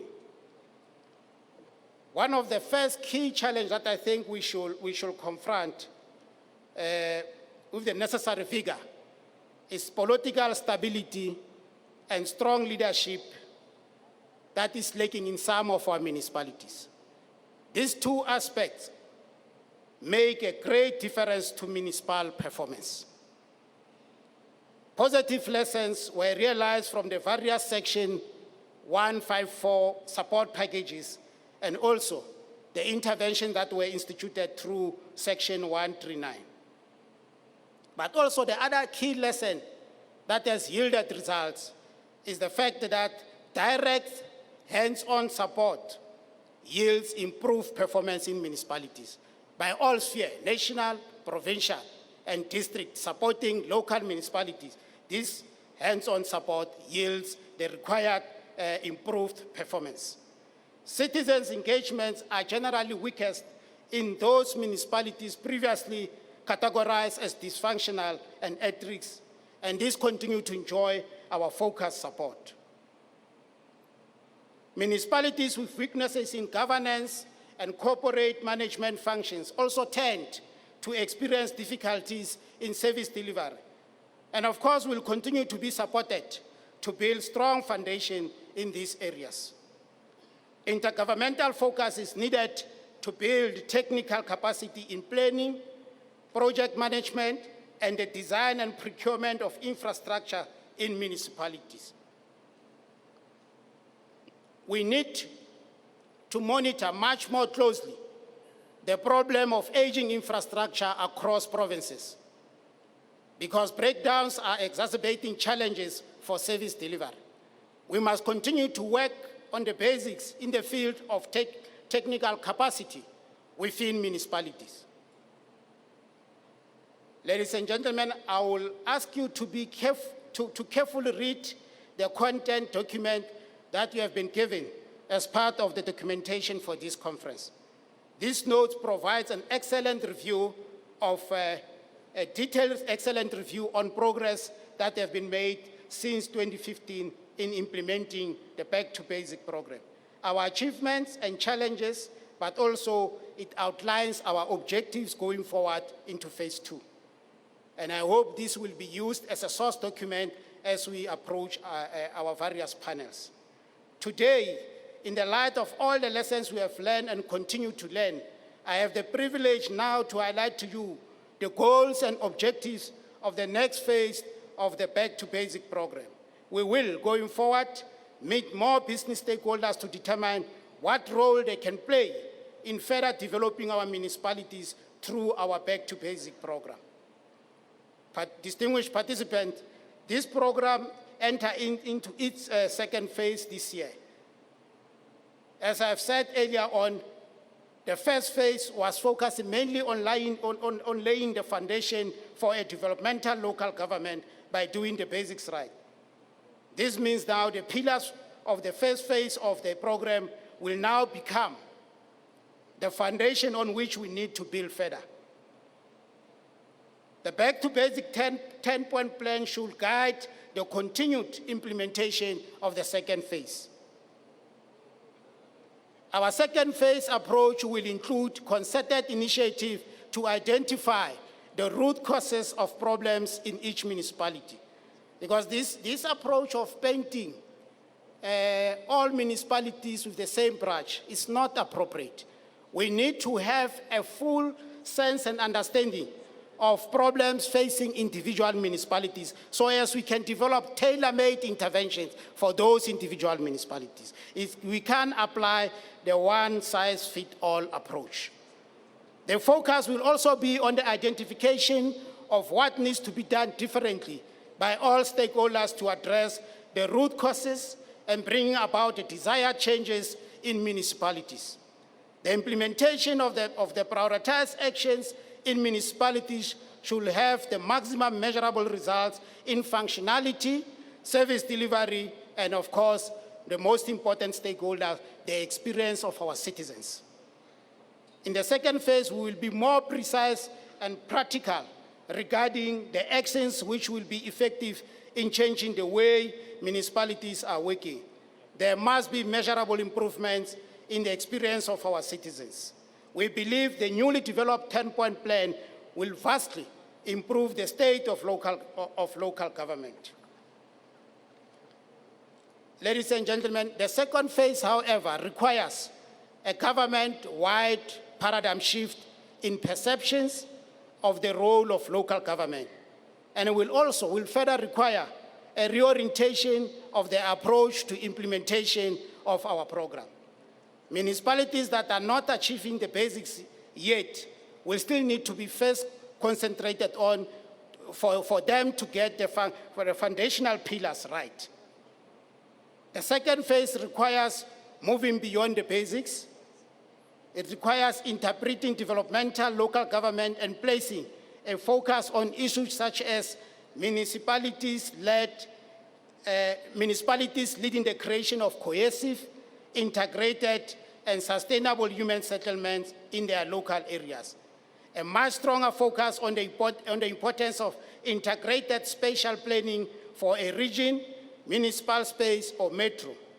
This means harnessing the plans and ideas of a wide range of stakeholders that must ultimately converge as a targeted and well-coordinated investment in a given area.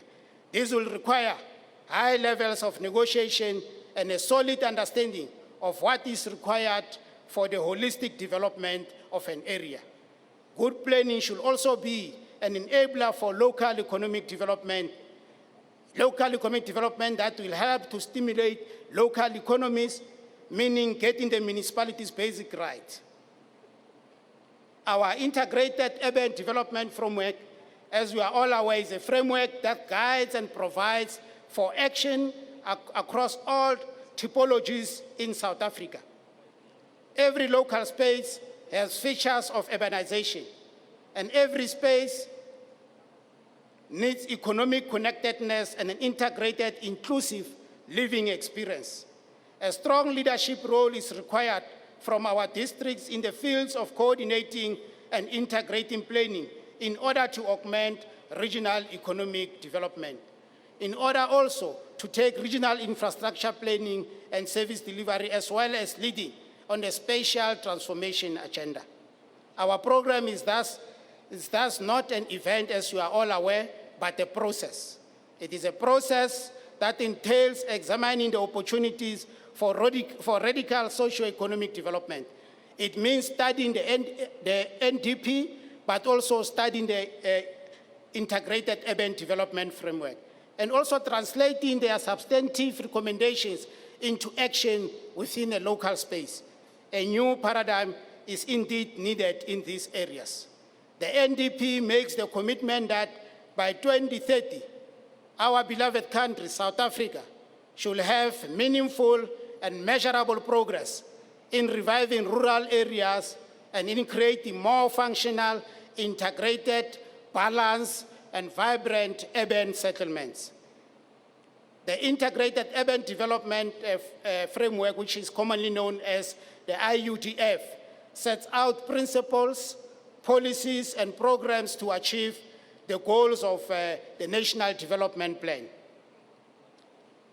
This framework overall outcome, which is spatial transformation, marks a new deal for South African cities and towns. by steering urban growth towards a sustainable growth model of compact, connected, and coordinated cities and towns. Informed by this outcome and the NDP vision for urban South Africa, the IUDF aims to guide the development of inclusive, resilient, and livable urban settlements, while directly addressing the unique conditions and challenges facing South Africa's cities and towns. Going forward, ladies and gentlemen, therefore, we need to consolidate on the gains made and also rigorously apply the lessons learned thus far. We should be under no illusions that the economic climate which we are facing currently is going to provide even steeper challenges for municipalities in the period ahead. The constraints in the economic environment have serious implications for local government. We shall have to make concerted effort to ensure that resources allocated to local government are put to their better possible use. In going forward today, we must examine our own roles in advancing the goals of radical socio-economic transformation across the state. We hereby reconfirm our commitment to the vision of developmental local government as part of our overall strategy in advancing our developmental state.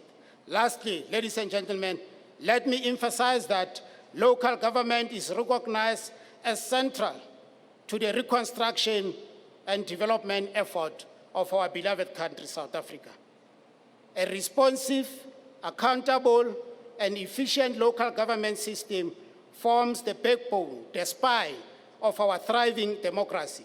Local government now needs to fully embrace challenges ahead in redressing apartheid's spatial injustices. We must move forward together to forge social and economic inclusivity in each and every one of our metros, towns, and small villages. Ladies and gentlemen, as the President has referred to earlier, the most important part of our summit begins just after lunch when we divide into 3 interactive panel discussions. The Deputy Minister will take you through those 3 panels. I totally believe that the second phase of this approach is a timely intervention, a rallying cry to support our powerful transformation agenda. It will empower us all to make South Africa a better place for all who live in it. I trust that our deliberations over the next day and a half will be fruitful, robust, and enlightening. I look forward with great interest to the outcomes of this important intergovernmental and stakeholder dialogue on radical socio-economic transformation. Ladies and gentlemen, allow me to quote one of the legends of our revolutionary struggle, Ndate Albert Lithuli, in a speech explaining his understanding of a viable democracy in South Africa at a meeting organized by the South African Congress of Democrats in Johannesburg in 1958. Ndate Lithuli indirectly challenged us not to sidestep our efforts to create a suitable democracy in South Africa. I believe his words of then should inspire our deliberations at this summit and beyond. I quote, "I believe that here in South Africa, with all our diversities of color and race, we will show the world a new pattern for democracy. There is a challenge for us to set a new example for all. Let us not sidestep this important task." Close quote. I thank you. Ke a leboga.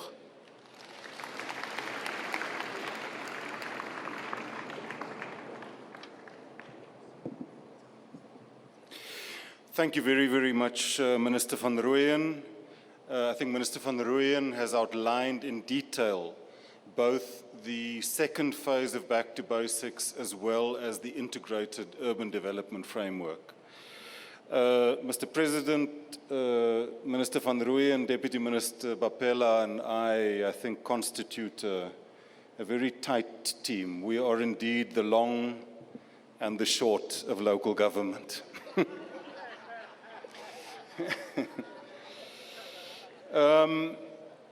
Ladies and gentlemen, we now come to messages of support. I think it's been very, very clear from the President's input, Minister Hadebe and Minister van Rooyen's inputs, that local government is everybody's business.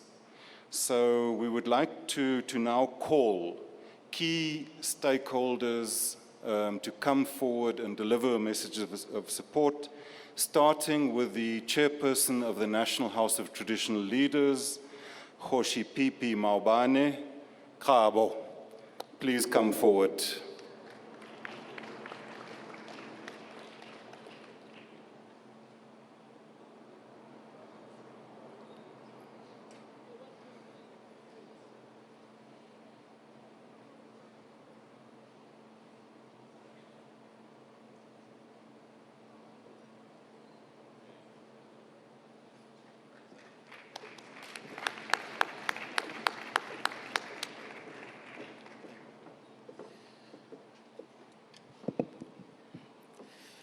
Thank you, Program Director.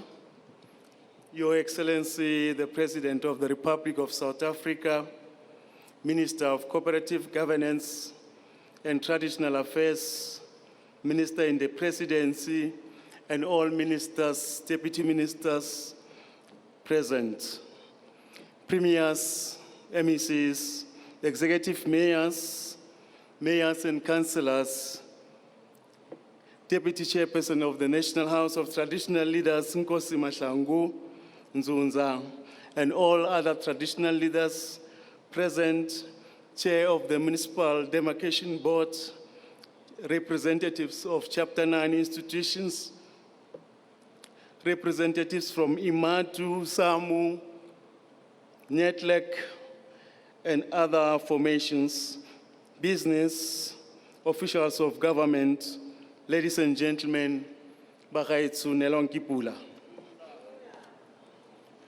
As the institution of traditional leadership, we welcome this summit, which is being held, amongst others, to strengthen, reshape, and reposition the system of local government in order to respond to the call for radical socioeconomic transformation in favor of the majority of our people.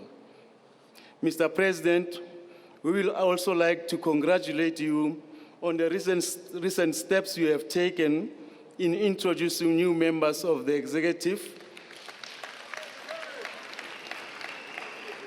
that are made of women and the youth who will be focused on radical socio-economic transformation. Traditional leadership institutions or structures exist and operate alongside and in cooperative relations with all spheres of government.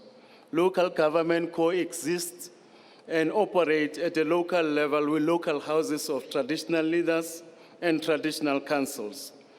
If we are to respond to the radical socio-economic transformation call made by the people of this country, and if we are to take the back to basics to its second phase, we need an inclusive and collaborative approach that is supported by legislation for a meaningful participation in local government for all sectors, with the aim to avoid disparities within the institutions and to promote uniformity across the country for efficient and effective local government with adequate budget allocation.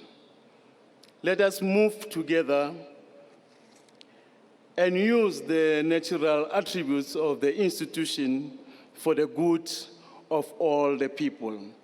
One of the pillars of Back to Basics relates directly to the institution of traditional leadership, that is putting the people first. I'm saying here today that the Back to Basic approach is incomplete if it does not encompass the will and wishes of the people who have entrusted local houses and traditional councils to drive such wishes and aspirations on their behalf. We are therefore calling on municipalities to work with local houses of traditional leaders and the traditional councils in delivering on the second phase of Back to Basics. It will be odd or strange to find a local or traditional councils not functioning as expected within an area of jurisdiction of a well-performing municipality. That can only mean a breakdown of relations. If there are such instances, we call on leaders of the two institutions to address their situation with immediate effect to the benefit of their people whom they commonly serve. As I conclude, I would like to give credit to the President and other political principals, as through their support, the institution is beginning to enjoy a considerable amount of support from government and the ruling party. This should be emulated by all other sectors and structures of our society, so as to pool our joint resources and energies together towards a common goal of serving our people. On behalf of the Institution of Traditional Leadership, we support and rally behind this Presidential Local Government Summit 2017 for radical economic transformation in favor of the masses of our people. Asiyeni sonke phambili. Ke a leboga. Thank you.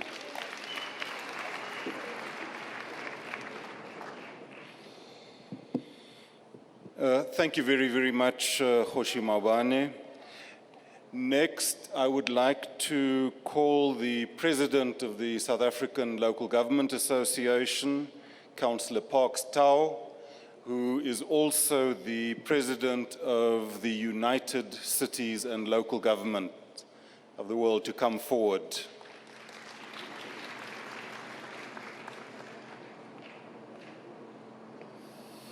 There's a book that I'm sure many of you have read. It's called If Mayors Ruled the World. Well, thank you very much, Program Director. His Excellency President Jacob Zuma, Minister of COGTA, Minister Des van Rooyen, all ministers of government, premiers, deputy ministers, executive mayors. Mayor Tau, I'm very sorry to do this, but in the powers vested in me, may I absolve you and all others who are delivering messages of support from protocol salutations. Thank you very much. I was short of saying the long and short of local government. Ladies and gentlemen, we want to express our support for the third Presidential Local Government Summit, and are of the view that it is very timely, early in the fourth term of democratic local government. It is indeed the appropriate time to refocus our energy and reconsider the notion of developmental local government as expressed in the White Paper on Local Government and the National Development Plan. At the outset of our journey into democratic local government, we indicated that the White Paper on Local Government established the basis to create sustainable human settlements which provided for a decent quality of life and meet the social, economic, and material needs of communities in a holistic way. The White Paper identified 4 interrelated characteristics of developmental local government, these being maximizing social development and economic growth, integration and coordination, democratizing development, empowering and redistribution, and lastly, leading and learning. Program Director, it is our view that the second phase of the Back to Basic program needs to focus on these 4 areas. Firstly, on maximizing social development and economic growth. We've made excellent strides in meeting the basic needs of the poor, yet still more work needs to be done in this regard. In order to achieve this, certain policy changes are required, such as a review of the equitable share formula to address the attendant constraints that impede the ability of local government to discharge its obligations and mandate. To clarify the constitutional authority of municipalities with regard to the reticulation of electricity, as well as the role of local government in renewable energy. The introduction of pooled financing mechanisms and innovative funding instruments to finance infrastructure at a local level. Other instruments we are keen as local government to investigate together with government include social impact bonds and the effective implementation of public-private partnerships. Secondly, on integration and coordination, we are of the view that through the implementation of the Spatial and Land Use Management Act and the Integrated Urban Development Framework, local government will be able to address the spatial patterns that and ensure integrated planning in municipal spaces. Such implementation would require regular review and update of the tools for effective spatial integration and just cities and towns. Furthermore, we should focus on the effective implementation of the IUDF.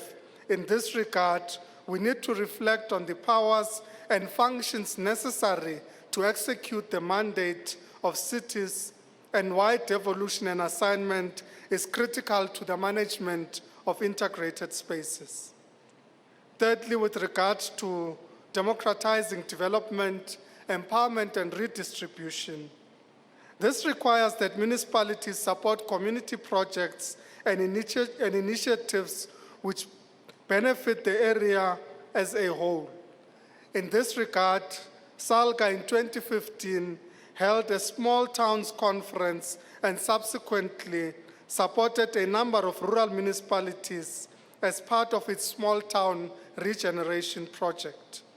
SALGA has further initiated the Karoo Region project, where it is anticipated that municipalities from 4 provinces will collaborate to support such projects. On leading and learning, of particular importance is to deal with the rapid changes at global, regional, national, and local level.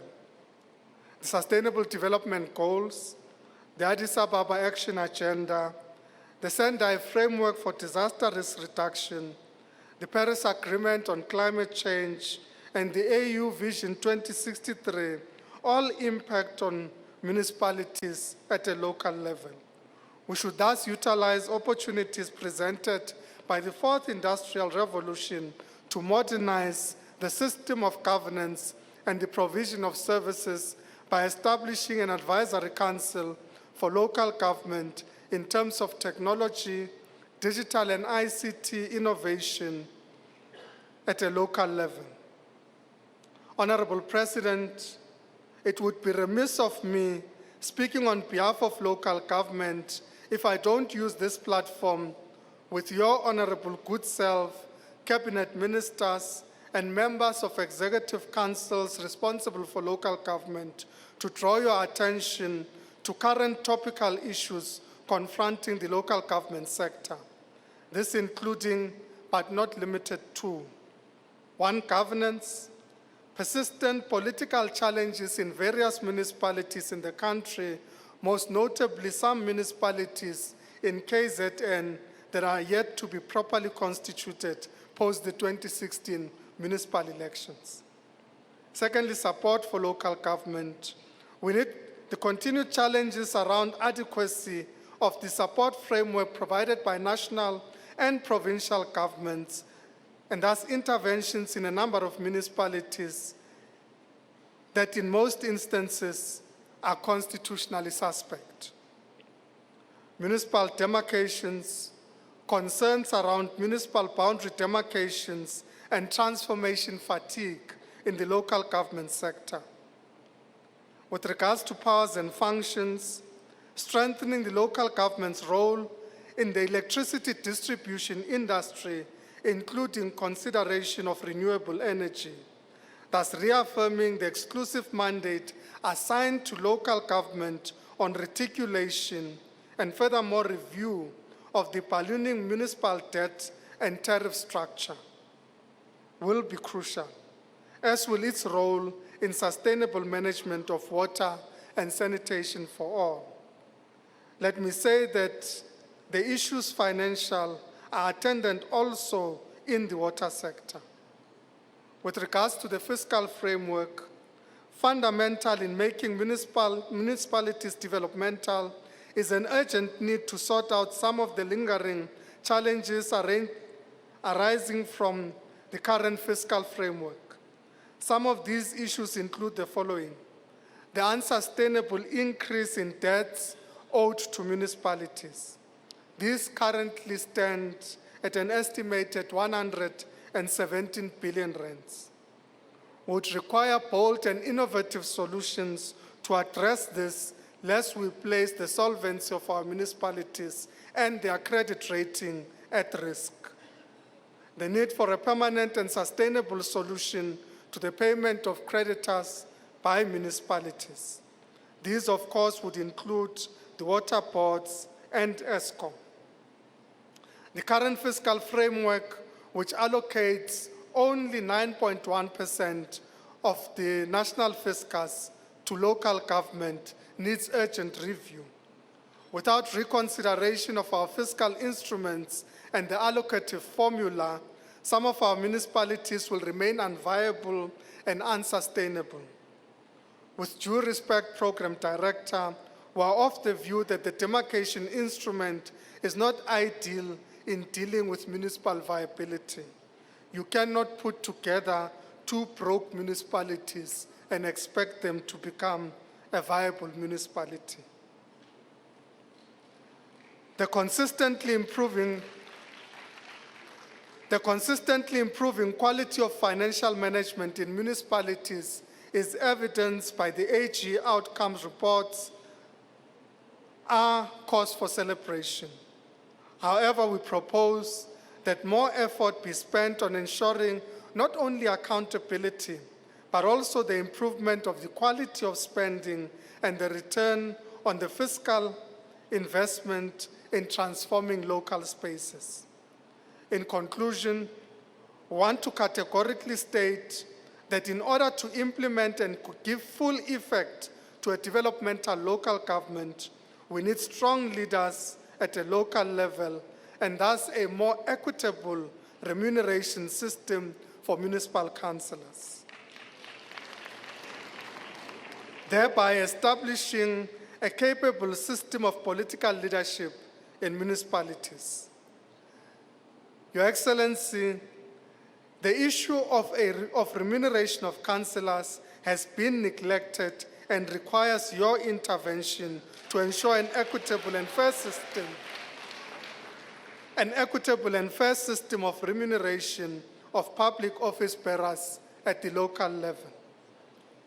Allow me to also say that the Municipal Councillors Pension Fund is at risk as a result of the challenges that it confronts.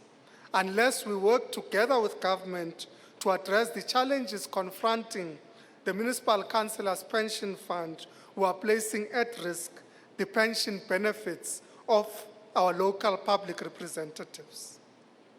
Mr. President, as SALGA, the representative parliament of local government, we look forward to the engagement on these matters as outlined to indeed strengthening the system of local government to discharge its mandate and obligations, thus improving the quality of services to our people.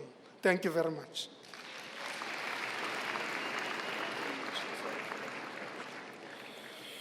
Thank you very much, President of SALGA. I now call upon the President of IMATU, Mr. Stanley Khoza, to come forward.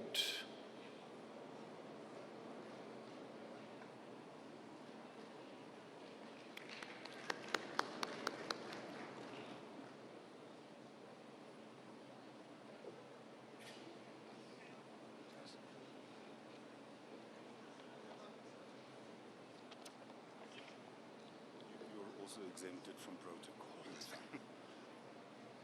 Greeting to His Excellency President Jacob Zuma, Minister of COPTA and all ministers present, all protocol observed. Thank you for affording the opportunity of Imatu to come and address the Presidential Summit. When we look back over the past number of years, I'm pleased to note that organized labor within a local government, SAMU in Imatu and Salga, have been able to achieve a number of successful within the local government. We also have a good story to tell in the local government. Since July 2012, right up to 2016 December, we have signed a number of collective agreements within the local government. And all those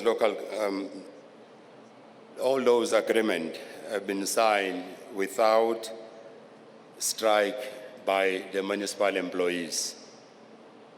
That is decisive leadership and effective negotiations. And we wish all that to happen also within the local and district municipalities. And to say to the leaders down there, please make sure we involve all stakeholders within the local government and recognize union within the local government. We are here to pledge a support, and as employees of local government, we are ready to work, and we are ready to make sure that what will be the outcome of the summit, we will make sure that it becomes a reality for the community at large. Thank you. Thank you very, very much to the President of Imatu. I would then like to call forward the President of the South African National Civic Organization, Mr. Richard Mdakane, to deliver a message of support.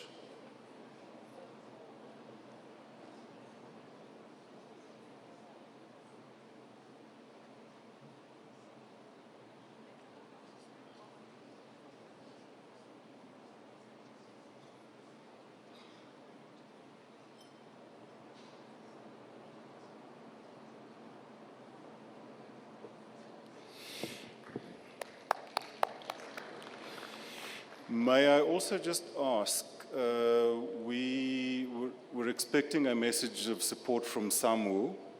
We're told that there's an apology. I'd just like, if that could just be verified. Thank you.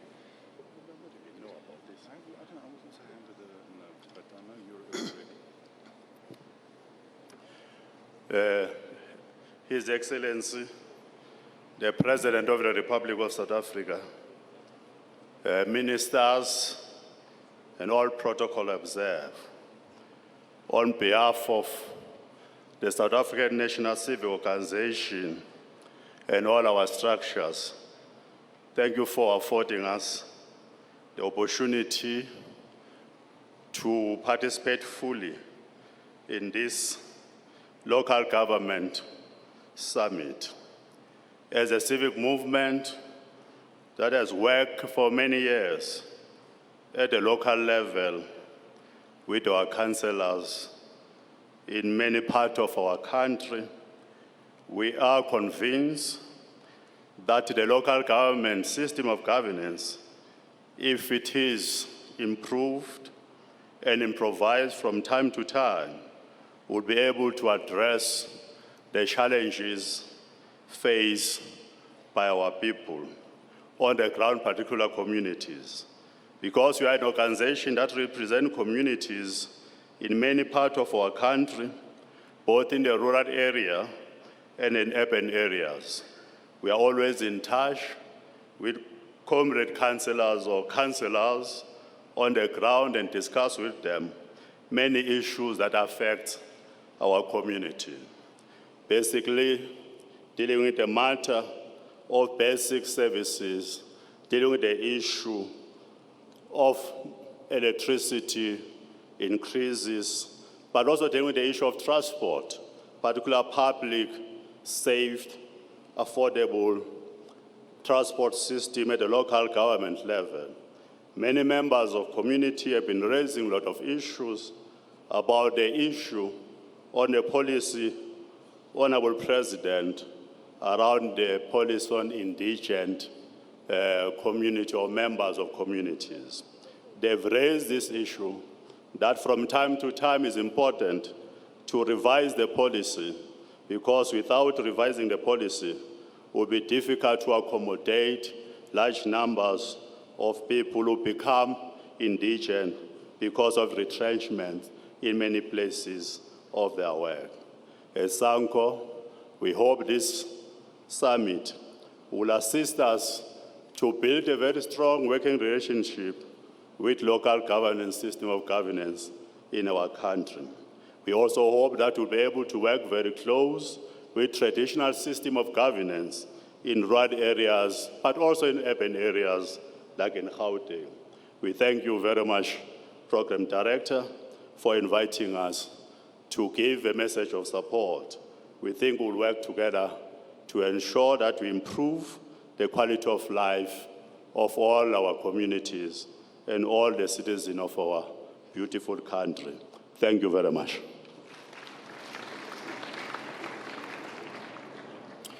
Thank you very, very much, President of SANCO. Next, I would like to call Mr. George Sebulela, a representative from the Black Business Council, to come forward and give a message of support.